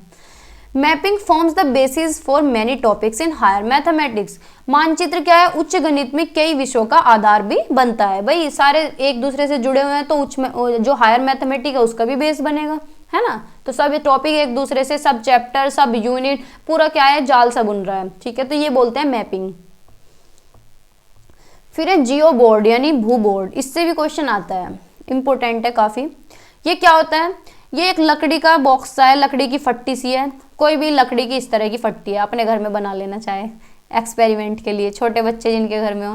तो इसमें क्या है, कीले गड़ी होती हैं ऐसे, ये निकली उभरी हुई कीले होती हैं। ठीक है, इन कीलों में क्या होता है, कोई भी छल्ला लिया, रबड़ ली और रबड़ ऐसे टांग दी कि क्या है, पैरेललोग्राम बना दिया, रेक्टेंगल बना दिया ऐसे कील्स के साथ, ट्राइंगल बना दिया, राइट एंगल ट्राइंगल, स्क्वायर बना दिया। ठीक है, तो इनसे क्या है, शेप्स बनानी बच्चों को अच्छी खासी आ जाती है। भाई आई जाएंगी, कॉर्नर से ये भी पता चल जाएगा कि इस कॉर्नर से इस कॉर्नर की कितनी दूरी है, इस कॉर्नर से इस कॉर्नर की कितनी, बिल्कुल एग्जैक्ट मापेगा ये, है ना। तो ये क्या है, it is a square board in which nails are embedded. यह एक चौकोर बोर्ड होता है जिसमें नाखून होते हैं अंतर्निहित। नाखून का मतलब है ये कीले। ठीक है, रबर बैंड के उपयोग से प्रारंभिक ज्योमेट्री, यानी स्टार्टिंग में जो क्या होता है, एलिमेंट्री में जो प्राइमरी क्लासेस होती है उनमें ज्योमेट्री पढ़ा सकते हैं, इससे सिंपल शेप्स बता सकते हैं। भाई कोई भी शेप बतानी हो, पैरेललोग्राम बतानी हो तो ले भैया, देख कैसे, देख ये बन गया। ठीक है, स्क्वायर बताना हो तो ये बन गया, ट्राइंगल बताना हो तो ये बन गया, रेक्टेंगल बताना हो तो लो अभी बना देते हैं। ठीक है, बच्चे भी खुद मजे मजे में बनाएंगे। मेजरमेंट कर सकते हैं, माप सकते हैं छोटे छोटे बच्चे, न्यूमेरिकल कंसेप्ट कर सकते हैं। ठीक है, किसकी हेल्प से, रबड़ बैंड की हेल्प से। ये छल्ले होते हैं जो, है ना, पतले पतले छल्ले नहीं आते, उनकी हेल्प से। तो इसे बोलते हैं जियो बोर्ड यानी भू बोर्ड। ठीक है, आगे चलते हैं, क्या हो गया भाई, आगे क्यों नहीं जा रहा। फिर है टेंग्राम। टेंग्राम क्या होता है, देखो भाई ये चटाई जैसा होता है। ठीक है, दिख रहा है आपको, है ना। इसके अंदर क्या होता है, इसके अंदर दो बड़े ट्रायंगल होते हैं, ये रहे दो बड़े ट्रायंगल, ये वाला दिस वन और एक ये वाला। ठीक है, दो बड़े ट्रायंगल हो गए। एक मीडियम ट्रायंगल होता है, ये वाला मीडियम ट्रायंगल हो गया, मतलब इनसे छोटा है तो इसलिए मीडियम ट्रायंगल बोल दिया। क्या हो गया ये, टू स्मॉल ट्रायंगल, छोटे, दो छोटे ट्रायंगल हैं, दो छोटे ये रहे भाई, एक ये रहा, एक वही रहा। ठीक है, one square and one parallelogram, एक स्क्वायर है तो ये रहा स्क्वायर, और एक पैरेललोग्राम है तो ये रहा पैरेललोग्राम। ठीक है, तो कितने हुए टोटल, 1 2 3 4 5 6 7 7 फिगर हुई इसके अंदर। तो ये भी पूछ लेता है, चल जा भाई पेन। ठीक है, यूज, ये इसका यूज कहाँ है, ये क्या करता है, डेवलप करता है बच्चों के अंदर प्रॉब्लम सॉल्विंग स्किल्स को, लॉजिकल स्किल्स को, बच्चे तर्क लगाते हैं, प्रॉब्लम सॉल्विंग करते हैं, ठीक है। एनहांस करता है स्पेशल अंडरस्टैंडिंग को, ठीक है, यानी स्थानिक चिंतन। Best suited to teach geometrical shapes, यानी ज्योमेट्रिकल शेप्स भी इसके द्वारा पढ़ाई जा सकती हैं, बताई जा सकती हैं कि बच्चों देखो ये रहा ट्रायंगल, ये रहा स्क्वायर, ठीक है, तो इसे क्या बोलते हैं, टेंग्राम, ठीक है। आगे चलते हैं, फिर है अबेकस यानी काउंटिंग फ्रेम। अबेकस क्या होता है, हिंदी में बोलते हैं इसे गिनतारा, है ना, गिनतारे तो बोलते हैं। ये क्या है, एक प्राचीन समय का इंस्ट्रूमेंट है, पुराने जमाने से, बाबाओं के जमाने का है, प्राचीन गणितीय यंत्र है, यानी पहले टाइम पे यूज हुआ करता था, लेकिन क्वेश्चन इससे पूछा जाता है क्योंकि बुक्स में भी दिया होता है, प्राइमरी स्कूल में अब भी रख लेते हैं शो के लिए, पढ़ाता कोई नहीं है इससे। It is a frame generally of would, क्या होता है, ये लकड़ी का है भाई, ये रही लकड़ी के बीच में इसमें ऐसी डंडी सी लगी हुई है, ये स्टिक सी, इनके अंदर क्या होता है, छोटी छोटी ये गोलियां सी होती हैं, ये ठीक है। इससे क्या होता है, बच्चे मल्टीप्लिकेशन सीख लेते हैं, एडिशन सीख लेते हैं, पहले एडिशन, सब्सट्रैक्शन सीख लेते हैं, multiplication, division, fraction, square root, place value, तो इससे क्या है, आसानी हो जाती है समझने में। अब प्लस कैसे सीखते हैं, ये है गोली सी, बच्चे को अगर बताना है कि गिन के बताओ कितनी है तो बच्चा बता देगा, फिर कहेंगे कि ये 3 इधर निकाल दी, अब बताओ कितनी रही, 4 निकाल दी इसमें से, अब बताओ कितनी रही, तो क्या है, इससे माइनस भी सीख लेगा, प्लस भी सीख लेगा, डिवीजन, मल्टीप्लिकेशन, मतलब ये नॉर्मल सी चीजें इससे सीख लेगा, ठीक है। यह आमतौर पर लकड़ी या प्लास्टिक का फ्रेम होता है, ये उन पर स्वतंत्र रूप से फिसलने वाले मोतियों के साथ छड़े रखता है, ठीक है। जोड़, घटाव, गुना, भाग की अवधारणाएं, भिन्न, वर्गमूल, स्थानीय मान आदि इससे हो सकता है, ठीक है। क्या बोलते हैं इसे, गिनतारा यानी अबेकस। आगे चलते हैं, फिर है नेपियर पीसीज या बोन्स या रॉड्स। नेपियर के टुकड़े, हड्डियां, छड़े, मतलब ये इनके हिंदी में नाम है, डायन ब्लॉक, नेपियर के टुकड़े, छड़, ठीक है।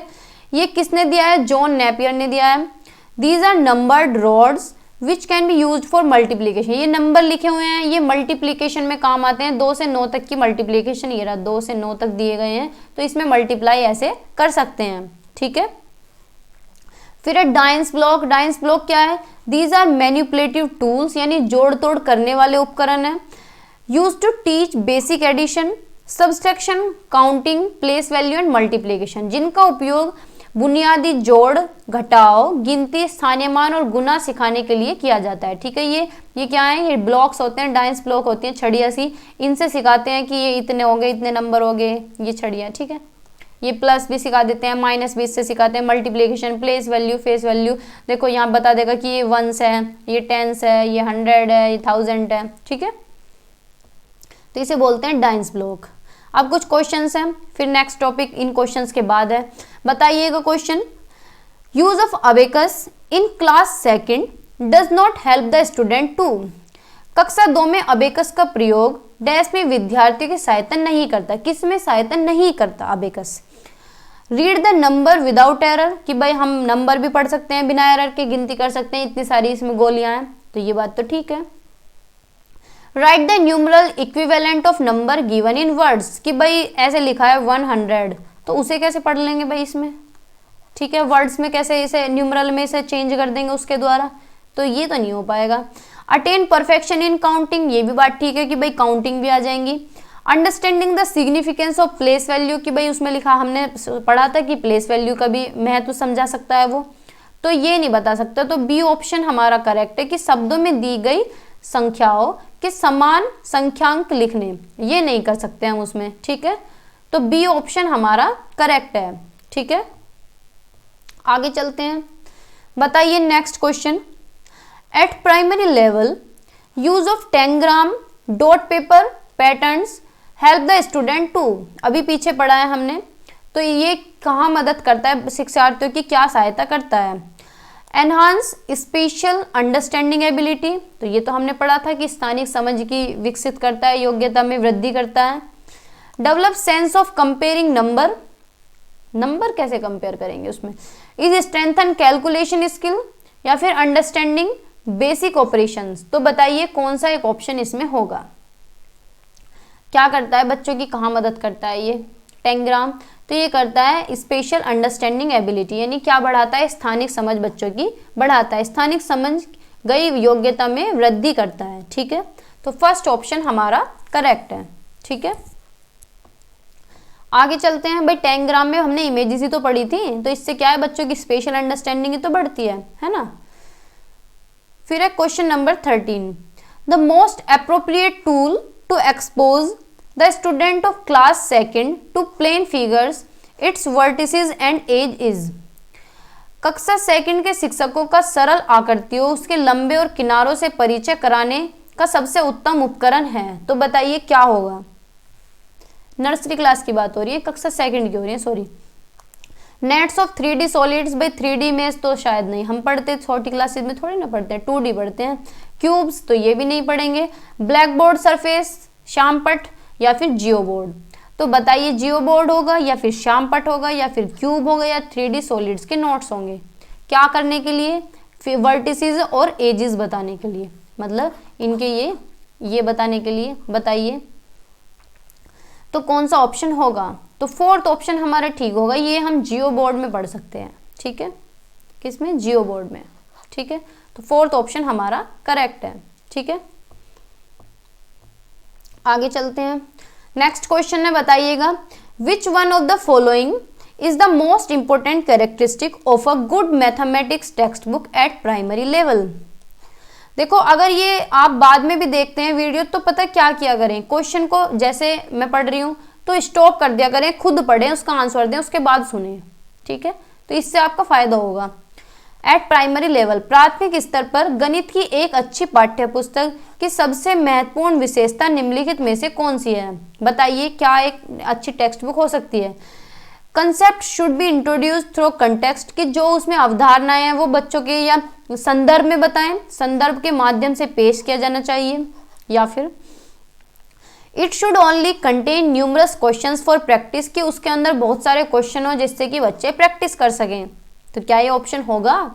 इट शुड बी अट्रैक्टिव और कलरफुल, बढ़िया अट्रैक्टिव होनी चाहिए, उसमें अच्छी अच्छी डायग्राम्स होनी चाहिए, या आकर्षक और रंगीन होनी चाहिए। या फिर concept should be introduce through formal algorithm, अवधारणाओं को औपचारिक एल्गोरिथम के माध्यम से पेश किया जाना चाहिए, यानी बिल्कुल एक स्ट्रक्चर्ड फॉर्मूला लगा के सारे क्वेश्चन करने चाहिए। तो बताइए कौन सा एक अच्छा तरीका होगा टेक्स्ट बुक का। तो ए ऑप्शन हमारा ठीक होगा, कि जिसमें संदर्भ भी आ गया, जो कंटेक्स्ट में मटेरियल जो भी, चलो मैथ हो कोई भी पेडागोजी हो, जिसमें संदर्भ में सिखाया जा रहा है कंसेप्ट, तो उससे अच्छा क्या ऑप्शन होगा, है ना। तो फर्स्ट ऑप्शन हमारा करेक्ट है, कि कैसे इंट्रोड्यूस करना है कंसेप्ट, कंटेक्स्ट में। बच्चे को पढ़ा रहे हैं तो संदर्भ में पढ़ाएं। ठीक है, बच्चों को ही तो पढ़ाएंगे मैथ, तो फर्स्ट ऑप्शन हमारा करेक्ट है। आगे चलते हैं, समझ तो आ रहा है ना। Question number 15, a primary class teacher ask his students to collect data on number of boys and girls studying in class 5th in their neighbourhood, including list 5 households. Which of the following most appropriately describe the purpose of this activity. एक प्राथमिक कक्षा शिक्षक अपने छात्रों से उनके पड़ोस कम से कम 5 घरों सहित में कक्षा 5 में पढ़ने वाले लड़कों और लड़कियों की संख्या पर डेटा एकत्र करने के लिए कहता है। निम्नलिखित में से कौन सा सबसे उचित रूप से इस गतिविधि के उद्देश्य का वर्णन करता है। तो बताइए कौन सा अच्छा एक बढ़िया है ऑप्शन। किस लिए करा रही है टीचर ये डाटा इकट्ठा। To make students aware of gender differences in their neighbourhood, कि छात्रों को उनके पड़ोस के लिंग अंतर के बारे में जागरूकता पता चले, कि भाई कितने लड़कियां हमारे पड़ोस में, कितने लड़के हैं, ये पता चले। या फिर to introduce the topic of data handling, data handling के विषय को पेश करने के लिए, कि भाई वो डेटा हैंडलिंग पढ़ाने वाली है तो इसलिए करा रही है। या फिर to make children familiar with community, बच्चों को समुदाय से परिचित कराएं, घर घर भेज के कि पता चले मोहल्ले पड़ोस में कितने घर हैं, कौन कौन जानते हैं, तुम उनसे अवेयर हो, उनसे फेमिलियर हो। या फिर to give holiday homework to student, यानी छुट्टी देने के लिए छात्रों को काम है, ये तुम्हारा काम है छुट्टियों में करने का। नहीं भैया ऐसा नहीं है, तो ये ऑप्शन नहीं होगा। ना ही ये ऑप्शन होगा कि बच्चों को समुदाय से जोड़ रही है, ना ही ये ऑप्शन होगा कि बच्चों को लिंग अंतर बता रही है। भाई पड़ोस के तो सभी जानते हैं कि हमारे पड़ोस में इतने बच्चे हैं, इतनी लड़के इतने लड़के हैं, छोटे छोटे बच्चे साथ खेलते हैं, सबको पता होता है। टीचर क्या कर रही है, डेटा हैंडलिंग करा रही है, डेटा हैंडलिंग का टॉपिक वो स्टार्ट कराने वाली है, इसलिए डेटा को इकट्ठा करा रही है। डेटा हैंडलिंग क्या होता है? डेटा इकट्ठा करना, इंक्लूड करना, कंक्लूड करना, फिर उसका एनालाइज करना, फिर पूरा मतलब ग्राफ पे पेस्ट करना, ग्राफ के द्वारा जैसे भी पढ़ा सकते हैं, ठीक है। तो इसके अंदर क्या है, एक तरह से डेटा हैंडलिंग क्या होता है? डेटा को हैंडल करना, पूरा डेटा कलेक्ट करना, ठीक है। तो क्या करा रही है टीचर, क्या करा रही है? डेटा हैंडलिंग करा रही है बच्चों को, टॉपिक कराने वाली है, इसलिए रियल लाइफ से रिलेट कर रही है कि अपने पड़ोस का सारा डेटा इकट्ठा करके ले गया हो, ठीक है। तो बी ऑप्शन हमारा करेक्ट है, ठीक है। आगे चलते हैं, फिर टॉपिक है CCE, continuous and comprehension evaluation. मैंने ज़्यादा डिटेल में नहीं रखा, शॉर्ट में रखा है बिल्कुल, ठीक है। अगर डिटेल आपको पढ़ना है तो डिटेल वीडियो भी मैंने इसके ऊपर बनाई हुई है, 4th या 5th वीडियो है जो मैथ की मैंने पहले कराई थी, उसमें पूरा डिटेल में कराया है, ठीक है। सीसीई क्या होता है? कंटिन्यूअस एंड कॉम्प्रिहेंसिव इवेल्युएशन, सतत और व्यापक मूल्यांकन का क्या महत्व है? ये मेजर करता है स्कोलेस्टिक और non scholastic aspects of learning. Scholastic यानी शैक्षिक यानी स्कूल से रिलेटेड सारी एक्टिविटीज, नॉन स्कोलेस्टिक यानी स्कूल से बाहर की एक्टिविटीज, सारी गतिविधियां इसके अंदर आ जाती हैं, खेलना कूदना पढ़ना लिखना सब, ठीक है। यह सीखने के शैक्षिक और गैर शैक्षिक दोनों पहलुओं को मापता है, ठीक है। It diagnosis the weakness, CC क्या है? सीसी का सबसे मेन उद्देश्य है कि बच्चों की डायग्नोसिस देखना, बच्चों को डायग्नोज करना कि भाई क्या कमजोरी है, क्यों बच्चा प्रोग्रेस नहीं कर पा रहा है, ठीक है, बच्चे का क्यों इंप्रूवमेंट नहीं हो रहा है, ठीक है। तो वो होता है डायग्नोसिस। डायग्नोसिस अगर सिंपल भाषा में मैं बताऊं कि जैसे कि मुझे कोई भी बुखार है या कुछ भी है तो मैं डॉक्टर के पास जाऊंगी, तो डॉक्टर क्या है, मुझे डायग्नोज करेगा, देखेगा भाई बुखार कब हुआ था, क्या क्या सिम्टम्स हैं, दवाई क्या तुमने दवाई ली थी या नहीं ली थी, सर्दी लगी थी नहीं लगी थी, पानी में तो नहीं भीगे थे। तो ये क्या कर रहा है, डॉक्टर क्या कर रहा है, मुझे डायग्नोज कर रहा है। फिर उसके बाद मुझे डॉक्टर दवाई देगा, तो दवाई देगा तो क्या होगा, डॉक्टर मुझे रिमेडी दे रहा है, ठीक है। तो इसी तरह टीचर क्या करती है, बच्चे को डायग्नोज करती है, उसकी कमजोरियां देखती है कि बच्चा कहाँ किस क्षेत्र में उसे दिक्कत है, क्यों प्रोग्रेस नहीं कर रहा है, तो डायग्नोज है, फिर उसके बाद उसे रिमेडी देती है, ठीक है। It promote discovery of new techniques, CCE में क्या होता है, ज्यादा से ज्यादा टेक्निक्स यूज की जाती हैं बच्चों को पढ़ाने के लिए, ठीक है। यह नई तकनीक की खोज को बढ़ावा देता है। It examines the school organisation, it stresses on the holistic development of the learner, यह स्कूल संगठन की जांच करता है और शिक्षार्थी के समग्र विकास पर जोर देता है। होलिस्टिक डेवलपमेंट यानी बच्चे का all over development, all over development जिसमें बच्चे के सारे एस्पेक्ट आ जाते हैं, कोग्निटिव भी आ जाता है यानी बच्चे के माइंड से रिलेटेड, अफेक्टिव आ जाता है यानी बच्चे के सारे संवेग आ जाते हैं, हंसना रोना दिल से जितने भी दिल की क्रियाएं हैं, साइकोमोटर डोमेन यानी बच्चे के डूइंग एस्पेक्ट जो बच्चा करके सीखता है अपने हाथों से जो एक्टिविटीज करता है, ठीक है। तो सारे एस्पेक्ट्स पे वर्क करता है सीसीई, ठीक है। तो ये क्या करता है, बच्चे के समग्र विकास पे बात करता है। आगे चलते हैं, फिर कुछ तरह के इवेल्युएशन है। कंटिन्यूअस इवेल्युएशन के 3 प्रकार हैं। फर्स्ट है डायग्नोस्टिक इवेल्युएशन यानी नैदानिक मूल्यांकन, सेकंड है फॉर्मेटिव इवेल्युएशन यानी निर्माणात्मक मूल्यांकन, थर्ड है सम्मेटिव इवेल्युएशन या फिर योगात्मक मूल्यांकन, ठीक है। डायग्नोस्टिक इवेल्युएशन यानी नैदानिक मूल्यांकन, डायग्नोस्टिक क्या होता है, डायग्नोज करना, अभी मैं बता रही थी जैसे डायग्नोज क्या होता है कि देखना निदान करना बच्चे को कहाँ दिक्कत है, किस क्षेत्र में दिक्कत है, क्यों प्रोग्रेस नहीं कर रहा, क्यों इंप्रूवमेंट नहीं कर रहा, बच्चा अगर पढ़ाई में वीक है तो क्यों वीक है भाई, किसी ना किसी की तो कारण होगा ही, कुछ ना कुछ तो उसका कारण होगा। तो ये क्या होता है, डायग्नोज करना, देखना कमियां कहाँ रह रही हैं, ठीक है। टीचर की तरफ से कमी है, सिस्टम की तरफ से कमी है, करिकुलम में कमी है या फिर हमारे पढ़ाने में कमी है, स्ट्रक्चर में कमी है, ठीक है। तो ये क्या होता है डायग्नोस्टिक। देखो बच्चे में कभी कमी नहीं होती, या तो टीचर में कमी मिलेगी या उनके करिकुलम में कमी मिलेगी या फिर उनके स्ट्रक्चर में कमी मिलेगी या पढ़ाने में कमी मिलेगी। तो क्या है, डायग्नोज करना कि बच्चे को क्या कमी हो रही है, क्यों बच्चा प्रोग्रेस नहीं कर पा रहा, क्यों आगे नहीं बढ़ पा रहा, क्यों इंप्रूवमेंट नहीं कर पा रहा। तो ये होता है डायग्नोस्टिक इवेल्युएशन यानी नैदानिक मूल्यांकन, ठीक है। पढ़ लेते हैं, वैसे कोई बात नहीं, मैं पीडीएफ तो दे ही दूंगी। This evaluation is used to diagnose the problem of learners who do not show expected progress, यानी जितना एक्सपेक्ट किया गया है इतना प्रोग्रेस बच्चा नहीं कर पा रहा है, तो ये डायग्नोज कर रहे हैं कि क्यों नहीं कर रहा। After diagnosis they are given remedial teaching, कि डायग्नोज कर लिया फिर उसके बाद रिमेडियल टीचिंग देना। रिमेडियल टीचिंग का मतलब है कि बच्चे को जिस क्षेत्र में दिक्कत है वहां उसे पढ़ाना या फिर उसे एक्स्ट्रा टीचिंग देना या फिर उसे जो भी हेल्प दे सकते हैं जितना भी पॉसिबल हो सकता है उसके लिए करें, ठीक है। कहने का मतलब है उसके गैप्स को फिल करें, ये वर्ड लिखा मिलता है, उसके गैप्स को फिल करें। रिमेडी क्या होता है, गैप्स को फिल करना। डायग्नोज क्या होता है, गैप्स को देखना कि कहाँ गैप रह गए हैं। ठीक है भाई, समझ आ रहा है ना। फिर है फॉर्मेटिव इवेल्युएशन यानी निर्माणात्मक मूल्यांकन। फॉर्मेटिव इवेल्युएशन क्या होता है, जो क्लास के दौरान होता है, यानी ड्यूरिंग द क्लास होता है। सबसे ज्यादा पूछा जाता है यही।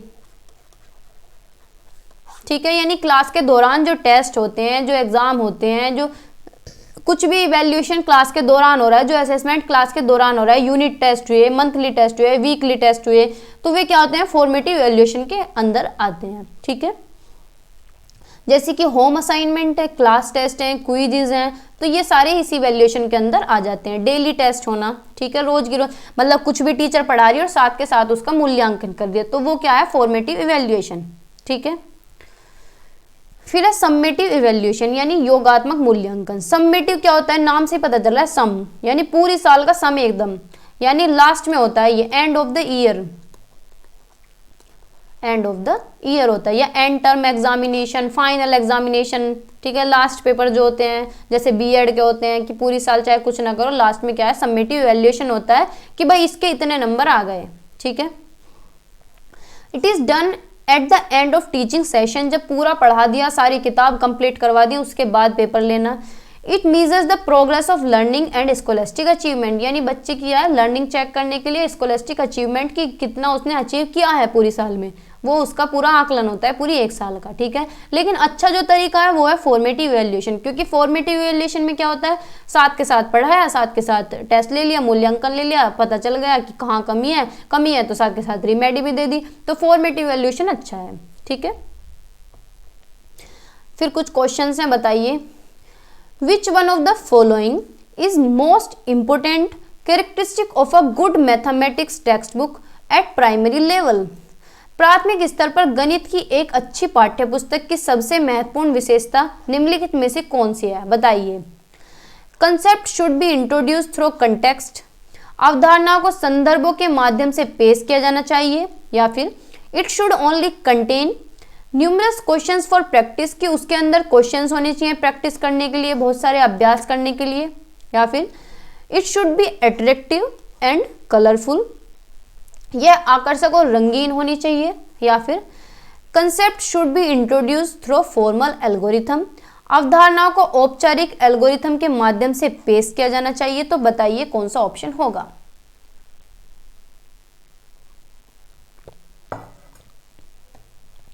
बताइए कौन सा ऑप्शन होगा।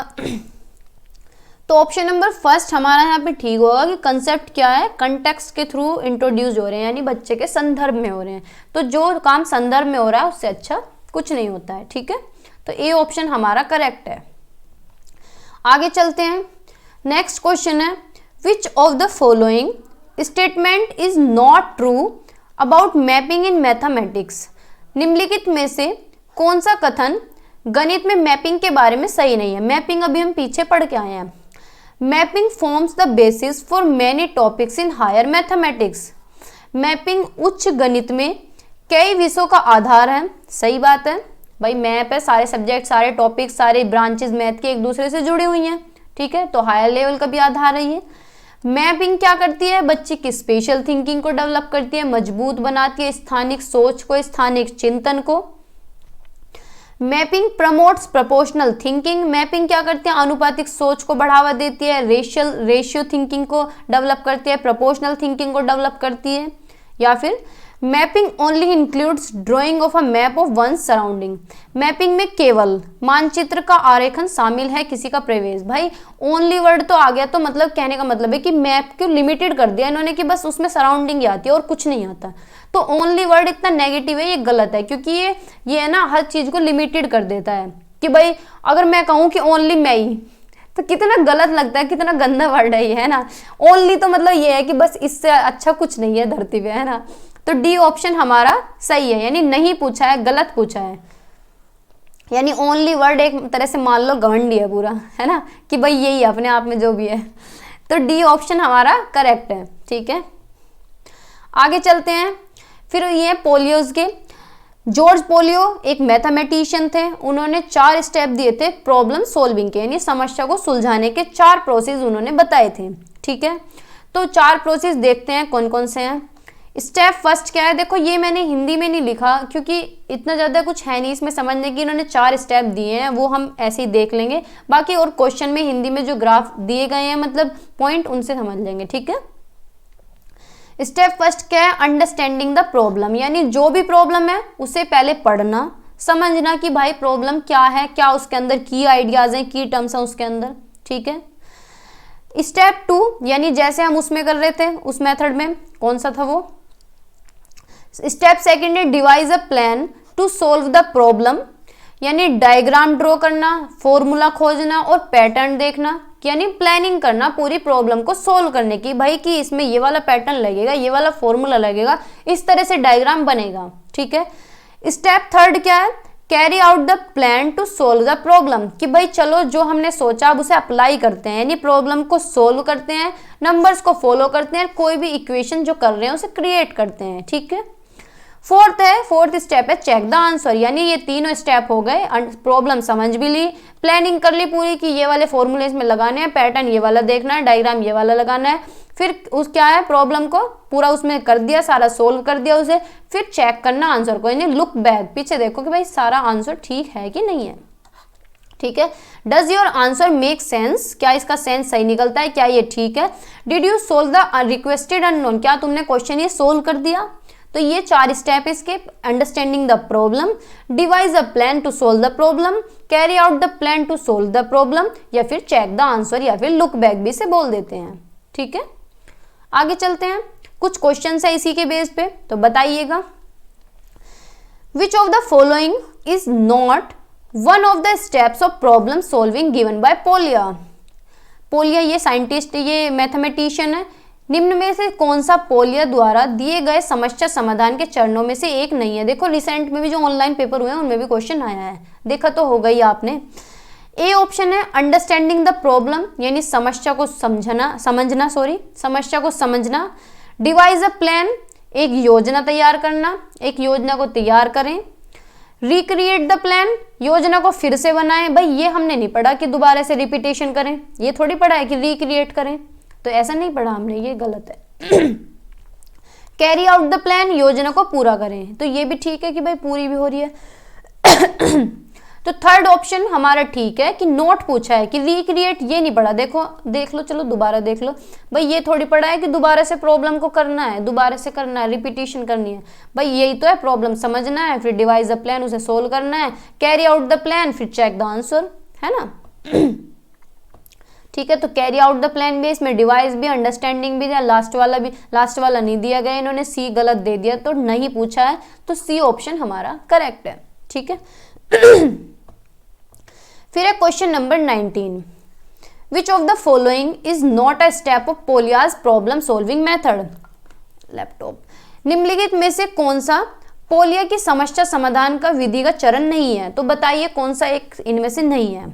इसी तरह से क्वेश्चन आते हैं, ए ऑप्शन है अंडरस्टैंडिंग द प्रॉब्लम, यानी समस्या को समझना, ठीक है भाई। मेमोराइज द एल्गोरिथम, कि एल्गोरिथम को याद करना कि फॉर्मूला कौन सा लगेगा इससे याद करें, या फिर डिवाइज अ प्लान, एक योजना तैयार करना, या फिर लुक बैक, पीछे देखना। तो बताइए कौन सा एक ऑप्शन इनमें से नहीं है, नॉट पूछा है, ये ध्यान रखना है आपको, ठीक है। बताओ कौन सा एक ऑप्शन नहीं है।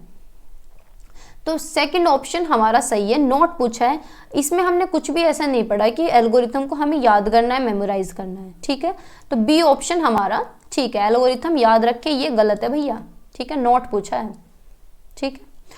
आगे चलते हैं, question number 20, following 3 statement have been given in the context of teaching numbers of student to early primary classes, यानी प्राथमिक कक्षाओं में विद्यार्थियों को संख्या पढ़ाने के संदर्भ में निम्नलिखित 3 कथन दिए गए हैं। भाई 3 कथन दिए गए हैं, इनमें से चूज करना है।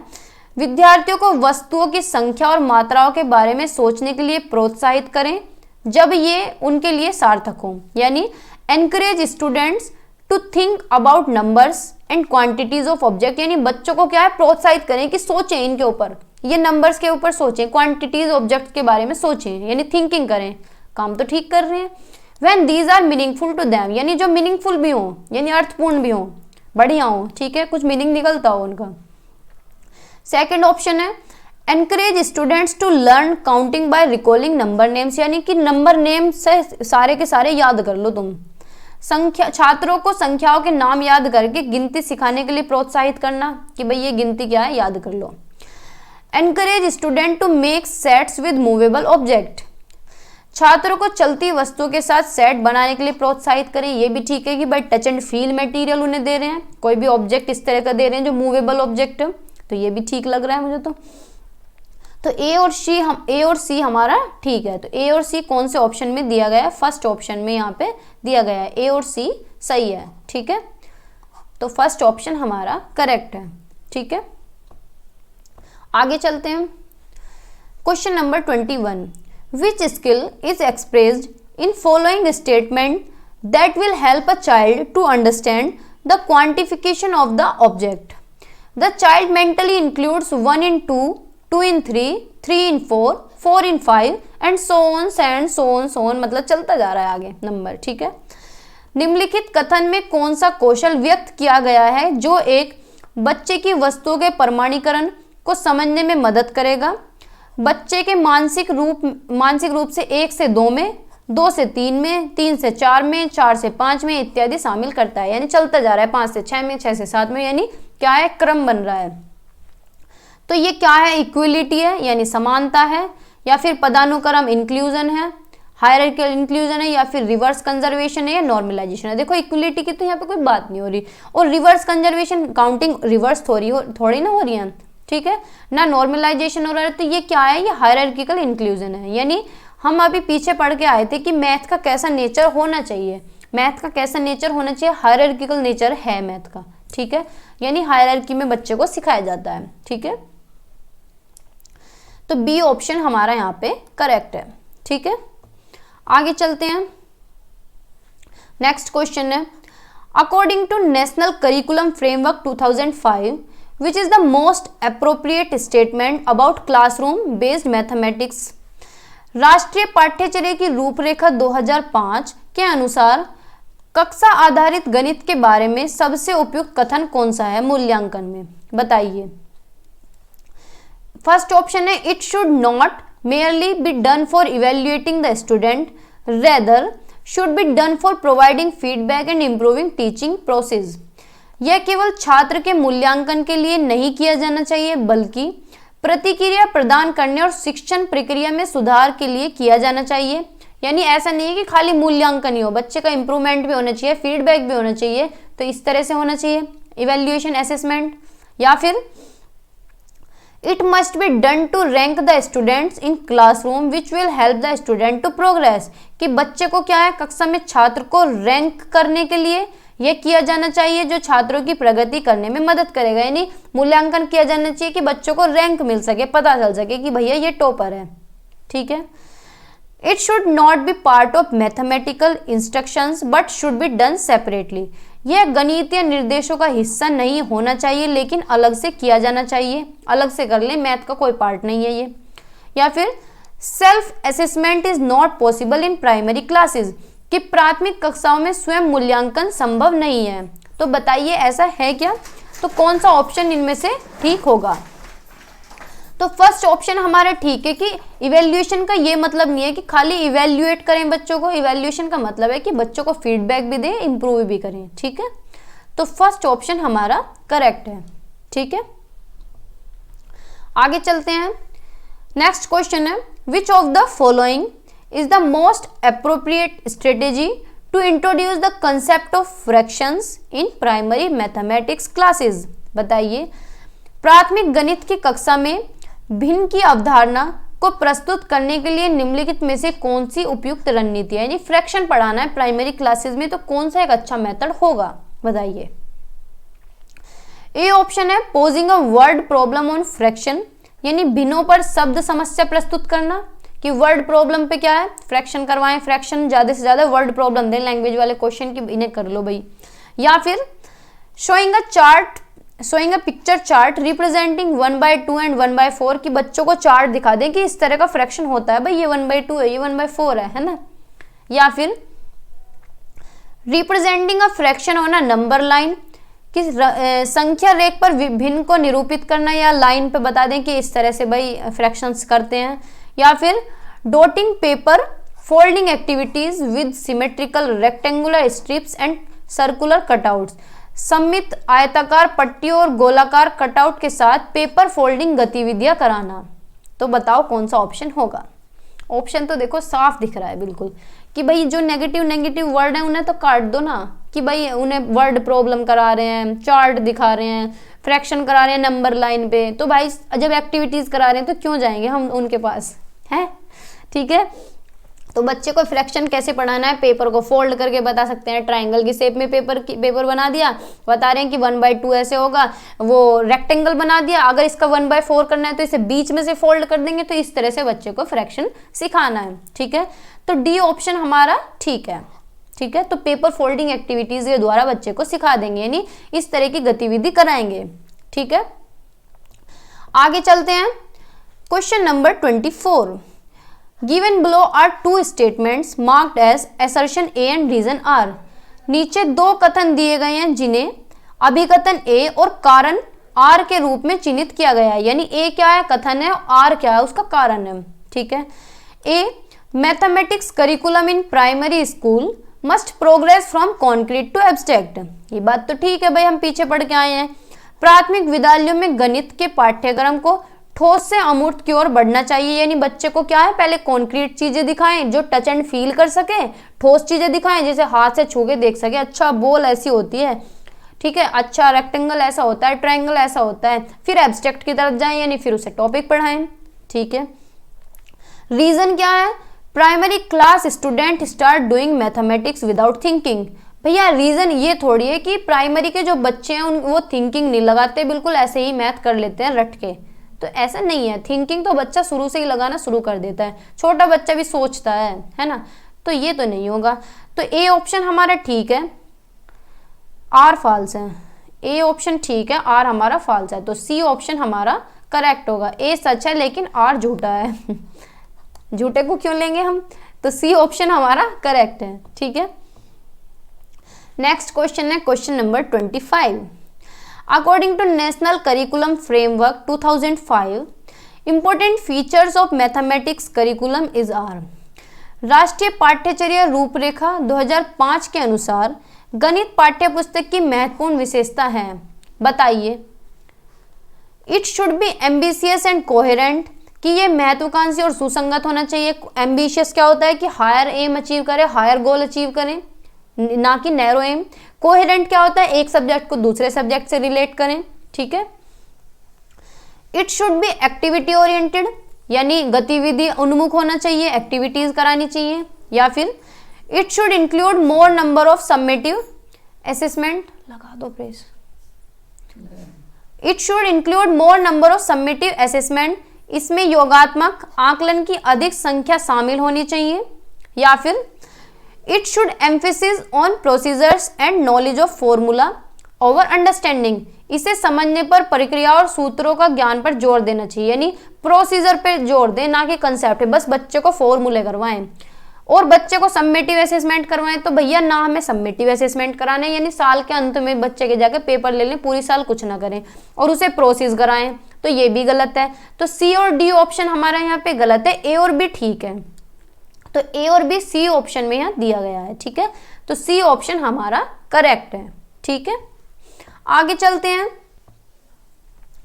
Which of the following is not related with the process of mathematics teaching and learning, निम्नलिखित में से कौन गणित शिक्षण और सीखने की प्रक्रिया से संबंधित नहीं है, तो बताइए कौन सा नहीं है, बताइए। ए एब्स्ट्रैक्शन यानी मतिहीनता, एब्स्ट्रैक्शन, इन्वेस्टिगेशन यानी जांच, ऑप्टिमाइजेशन यानी अनुकूलन, या फिर रोट मेमोराइजेशन रटकर याद करना, तो बताइए कौन सा ऑप्शन होगा। तो भाई सिंपल सी बात है, रोट मेमोराइजेशन तो हमें बिल्कुल भी नहीं करनी है, रट्टा नहीं लगवाना है हमें, बच्चों को रट कर नहीं याद कराना है, ठीक है। एब्स्ट्रैक्शन भी करा सकते हैं, इन्वेस्टिगेशन भी करा सकते हैं, ऑप्टिमाइजेशन भी करवा सकते हैं, एस्टिमेशन भी करा सकते हैं भाई, एस्टिमेशन भी करा सकते हैं, अप्रोक्सीमेशन भी करा सकते हैं, अप्रोक्सीमेशन भी करा सकते हैं, ठीक है। इमेजिनेशन करानी है बच्चों से, इस तरह की स्किल्स बच्चों के अंदर डेवलप करनी है। इमेजिनेशन करे बच्चा, रिप्रेजेंटेशन करे, रिप्रेजेंटेशन करे, ठीक है। तो ये इस तरह की स्किल्स डेवलप करनी है, रोट मेमोराइजेशन नहीं कराना है, ठीक है। तो डी ऑप्शन हमारा करेक्ट है। आगे चलते हैं। Which of the following is are most appropriate about the mathematics textbook of primary classes. प्राथमिक कक्षाओं की गणित की पाठ्य पुस्तक के बारे में निम्नलिखित में से कौन से सबसे उपयुक्त हैं? तो बताइए। फर्स्ट है the problems given in textbook should reduce solutions to knowledge of specific trick. पाठ्य पुस्तक में दी गई समस्याओं विशिष्ट युक्तियों के ज्ञान के समाधान को कम करें, यानी ट्रिक ही बना दें कि मैडम ऐसी कोई ट्रिक बता दो कि क्वेश्चन ऐसे ही हो जाए, चुटकियों में करना ही ना पड़े, ज्यादा विस्तार से ना करना पड़े, इसका सॉल्यूशन बढ़ाना ना पड़े, बस घट जाए थोड़ा सा, है ना। The language used in text book must not be far removed from everyday speech of the student. कि पाठ्य पुस्तक में प्रयुक्त भाषा छात्रों के दैनिक भाषण से दूर नहीं होनी चाहिए। बच्चों को क्या है, रियल लाइफ से रिलेट करके पढ़ाएं, उसके वास्तविक जीवन से दूर नहीं होनी चाहिए, उसकी जो भाषा है उससे रिलेट करनी चाहिए। बच्चे को कंटेक्स्ट में पढ़ाना है, उसके दैनिक जीवन से जोड़ के पढ़ाना है, ठीक है, उसके एवरीडे लाइफ से जोड़ के पढ़ाना है, उससे दूर नहीं होनी चाहिए उसकी भाषा। The books should not include stories and other narratives, rather should include a lot of questions to practise. पुस्तकों में कहानियां और अन्य आख्यान शामिल नहीं होने चाहिए, भैया गलत बात है ये, बल्कि अभ्यास करने के लिए बहुत सारे प्रश्न शामिल होने चाहिए। कि बस क्वेश्चन दे दें, बाकी कुछ ना हो उसमें बुक में, तो ये तो गलत है और ये सही है, बी ऑप्शन ठीक है। ए भी गलत है, ए भी गलत है, ठीक है। तो बी ऑप्शन हमारा ठीक है, तो सी ऑप्शन हमारा करेक्ट है, ओनली बी। सी में दिया गया है ओनली बी, तो सी ऑप्शन हमारा करेक्ट है, ठीक है। आगे चलते हैं। Question number 28। Student solves the problem on multiplication in the following वे। बच्चा कैसे कर रहा है मल्टीप्लीकेशन? कि 35/23 को लिख रहा है 75, तो 35/23 को उसने 75 कैसे लिखा भाई? 5 में 3 ऐड कर दिया और 3 में 2 ऐड कर दिया, नहीं 5 और 3 7 कर दिया, और क्या कर रहा है 5, हाँ 3 और 2 5 कर दिया, ठीक है। इस तरह से वो मल्टीप्लीकेशन कर रहा है। तो पढ़ते हैं आगे। What could be the most probable reason for the error made by the student? विद्यार्थियों द्वारा की गई त्रुटि का सबसे संभावित कारण क्या हो सकता है? बताइए। ए ऑप्शन है student is unable to recall the multiplication table up to 10। छात्र 10 तक गुना तालिका याद करने में असमर्थ है, कि टेबल याद करने में 10 तक वो असमर्थ है, इसलिए उसने ऐसा किया है। नहीं भैया, बच्चा तो सब कुछ याद कर सकता है, ठीक है। The students has extended the algorithm of addition to multiplication. कि विद्यार्थियों ने योग और गुणन की कलन विधि का विस्तार किया है, कि भाई वो एक्सपेंड कर रहा है, कुछ ना कुछ नया करना चाह रहा है बच्चा। The student does not know the algorithm of addition. कि छात्र जोड़ के एल्गोरिथम को नहीं जानता। बच्चे तो सब कुछ जानते हैं, ऐसा नहीं है, गलत है ये तो, हम बच्चे के बारे में गलत नहीं बोलेंगे। The students is unable to do regrouping of numbers while multiplying the numbers. छात्र संख्याओं को गुना करते समय संख्याओं को फिर से समूहीकृत करने में असमर्थ है। नहीं, हमें बच्चे के बारे में कुछ भी गलत नहीं बोलना, ना तो बच्चा असमर्थ है, असमर्थ भी नहीं है, बच्चा तो समर्थ है, कर सकता है, और ऐसा भी नहीं है कि वो जानता नहीं है, तो भैया ये भी गलत है। बच्चा ये गलती किस वजह से कर रहा है? वो है ना एक्सटेंड करना चाह रहा है, मतलब कुछ और तरीका निकालना चाह रहा है, ठीक है। यानी क्या पता पहले प्लस कर रहा हो बाद में करता हो मल्टीप्लाई, है ना। तो बी ऑप्शन हमारा करेक्ट है, ठीक है। हमें देखना है बच्चे के हित में कौन सा ऑप्शन है, उसी पे ही हमें जाना है। जो ऑप्शन ये कह रहा है ना कि बच्चा कर नहीं सकता, या बच्चे ने जानबूझ के गलती कर दी, या बच्चे के याद नहीं हुआ, या फिर बच्चा क्या है अनेबल है, करने के योग्य नहीं है, तो भाई ऐसे ऑप्शंस पे कट लगाना चाहिए, ठीक है। हमें उन ऑप्शंस के पास जाना है जो बच्चे की तारीफ कर रहे हो, ठीक है। नेक्स्ट क्वेश्चन है given below are 2 statements marked as assertion A and reason R. नीचे 2 कथन दिए गए हैं जिन्हें अभिकथन ए और कारण आर के रूप में चिन्हित किया गया है, यानी ए है असर्शन और आर क्या है रीजन। ए है अ mathematics curriculum should be coherent. कि एक गणित पाठ्यक्रम सुसंगत होना चाहिए। कोहेरेंट यानी एक सब्जेक्ट से दूसरे सब्जेक्ट से जुड़ा हुआ हो, बच्चे को बोर ना फील हो, बिल्कुल भी प्रॉब्लम सोल्व हो जाए। रीजन क्या है? Student can see how the one mathematical idea connect with other, कि बच्चे देख सके कि भाई कैसे एक आइडिया दूसरे आइडिया से जुड़ रहा है। This enabling them to develop new understanding and skill, इससे क्या है, छात्र देख सकते हैं कि कैसे एक गणितीय विचार दूसरे के साथ जुड़ता है, इस प्रकार उन्हें नई समझ और कौशल विकसित करने में सक्षम बनाता है। तो भाई सही है दोनों ऑप्शन, सही तो बात है। कोहेरेंट का मतलब यही तो होता है कि एक सब्जेक्ट से दूसरा सब्जेक्ट लाओ, सब एक दूसरे से जुड़े हुए हों, कनेक्ट हो आइडियाज, तो दोनों ही ऑप्शन ठीक है। Both A and R R true and R is the correct reason of A, तो यही ऑप्शन ठीक है, दोनों ए और आर सत्य हैं, आर क्या है, सही कारण है ए का, तो ए ऑप्शन हमारा करेक्ट है। ठीक है, आगे चलते हैं। नेक्स्ट क्वेश्चन है, which of the following will enhance problem solving abilities among learners, निम्नलिखित में से कौन शिक्षार्थियों में समस्या समाधान क्षमताओं को बढ़ाएगा। बताइए कौन सा एक ऑप्शन है जो प्रॉब्लम सॉल्विंग स्किल्स को बढ़ाएगा। Solving problems based on a sold example given in the text book, पाठ्य पुस्तक में दिए गए उदाहरणों के आधार पर समस्या को हल करना, कि जो एग्जाम्पल दिए गए हैं उन्हें सोल्व कर लो, तो उससे प्रॉब्लम सॉल्विंग स्किल्स डेवलप होगी क्या। Problem solving problems bye representing mathematical situations, problems through pictures, symbols and drawing etcetera, गणितीय स्थितियों, समस्याओं को चित्रों को, प्रतीकों, रेखा चित्रों आदि के माध्यम से निरूपित करके समस्याओं को हल करना।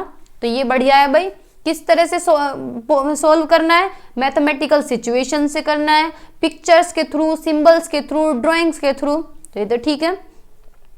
सॉल्विंग प्रॉब्लम्स गिवन इन अ मेंटल मैथ वर्कबुक, या फिर मानसिक गणित कार्य पुस्तक में दी गई समस्याओं को हल करना, तो ऐसा है क्या कि भाई जो मेंटल मैथ बुक होती है ना छोटे बच्चे की, उनमें क्वेश्चन दिए गए उन्हें हल कर लो। या फिर emphasizing on solving problems using formal algorithm, कि औपचारिक एल्गोरिथम का उपयोग करके समस्याओं को हल करने पर जोर देना।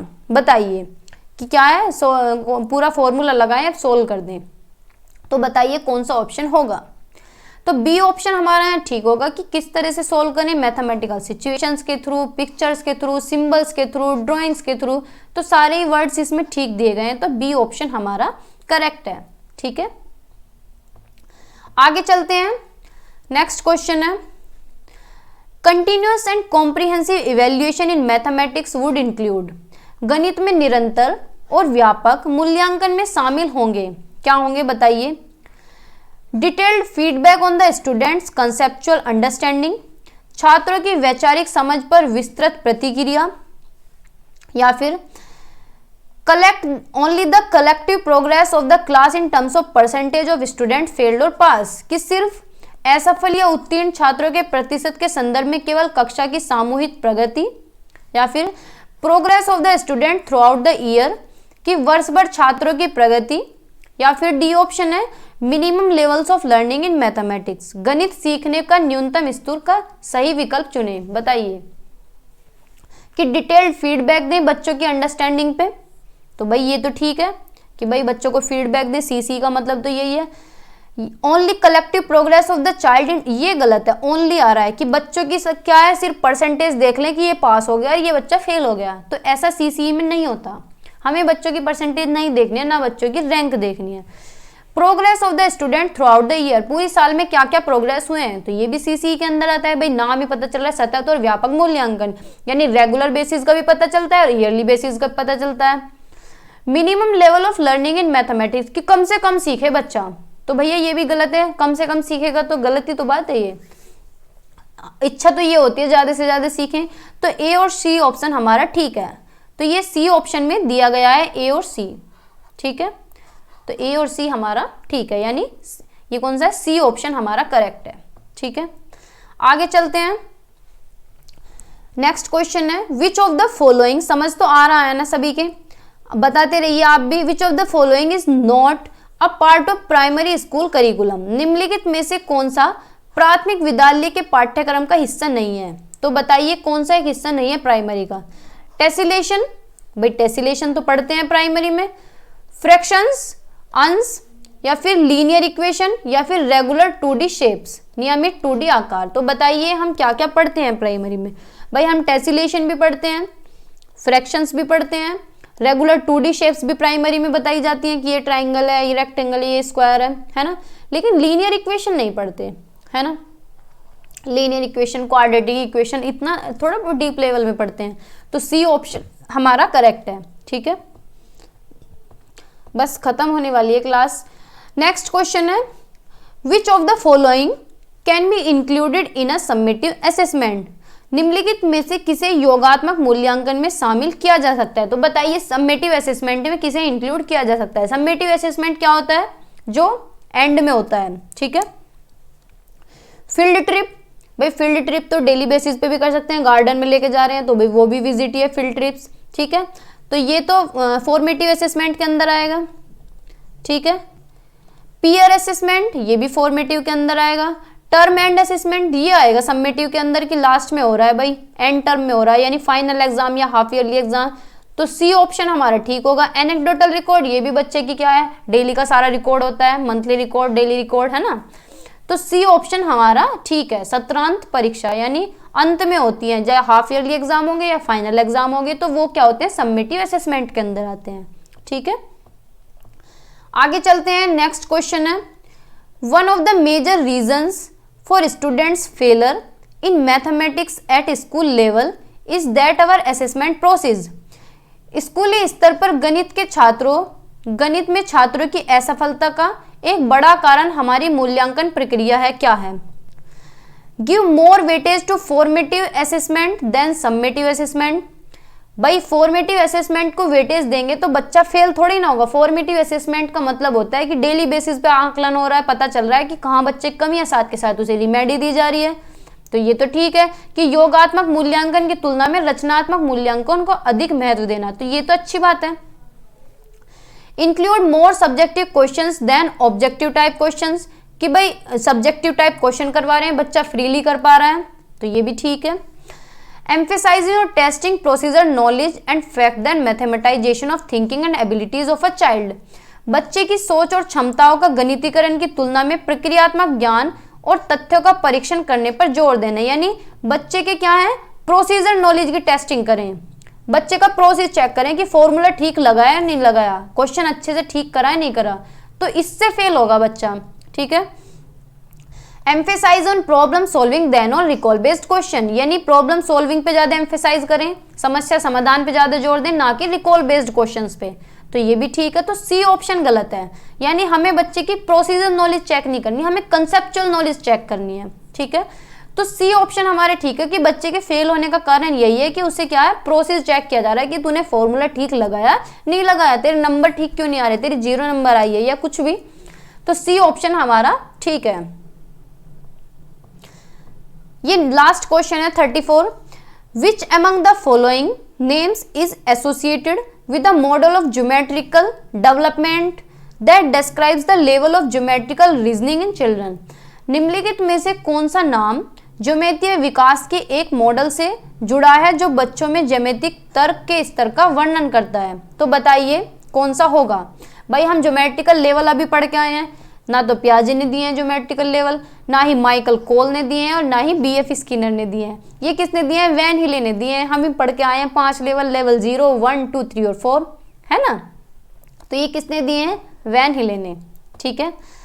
तो आज की क्लास में इतना ही रखते हैं, क्लास पूरी हो गई है। तो आपको ये क्लास कैसी लगी है कमेंट सेक्शन में जरूर बताइएगा।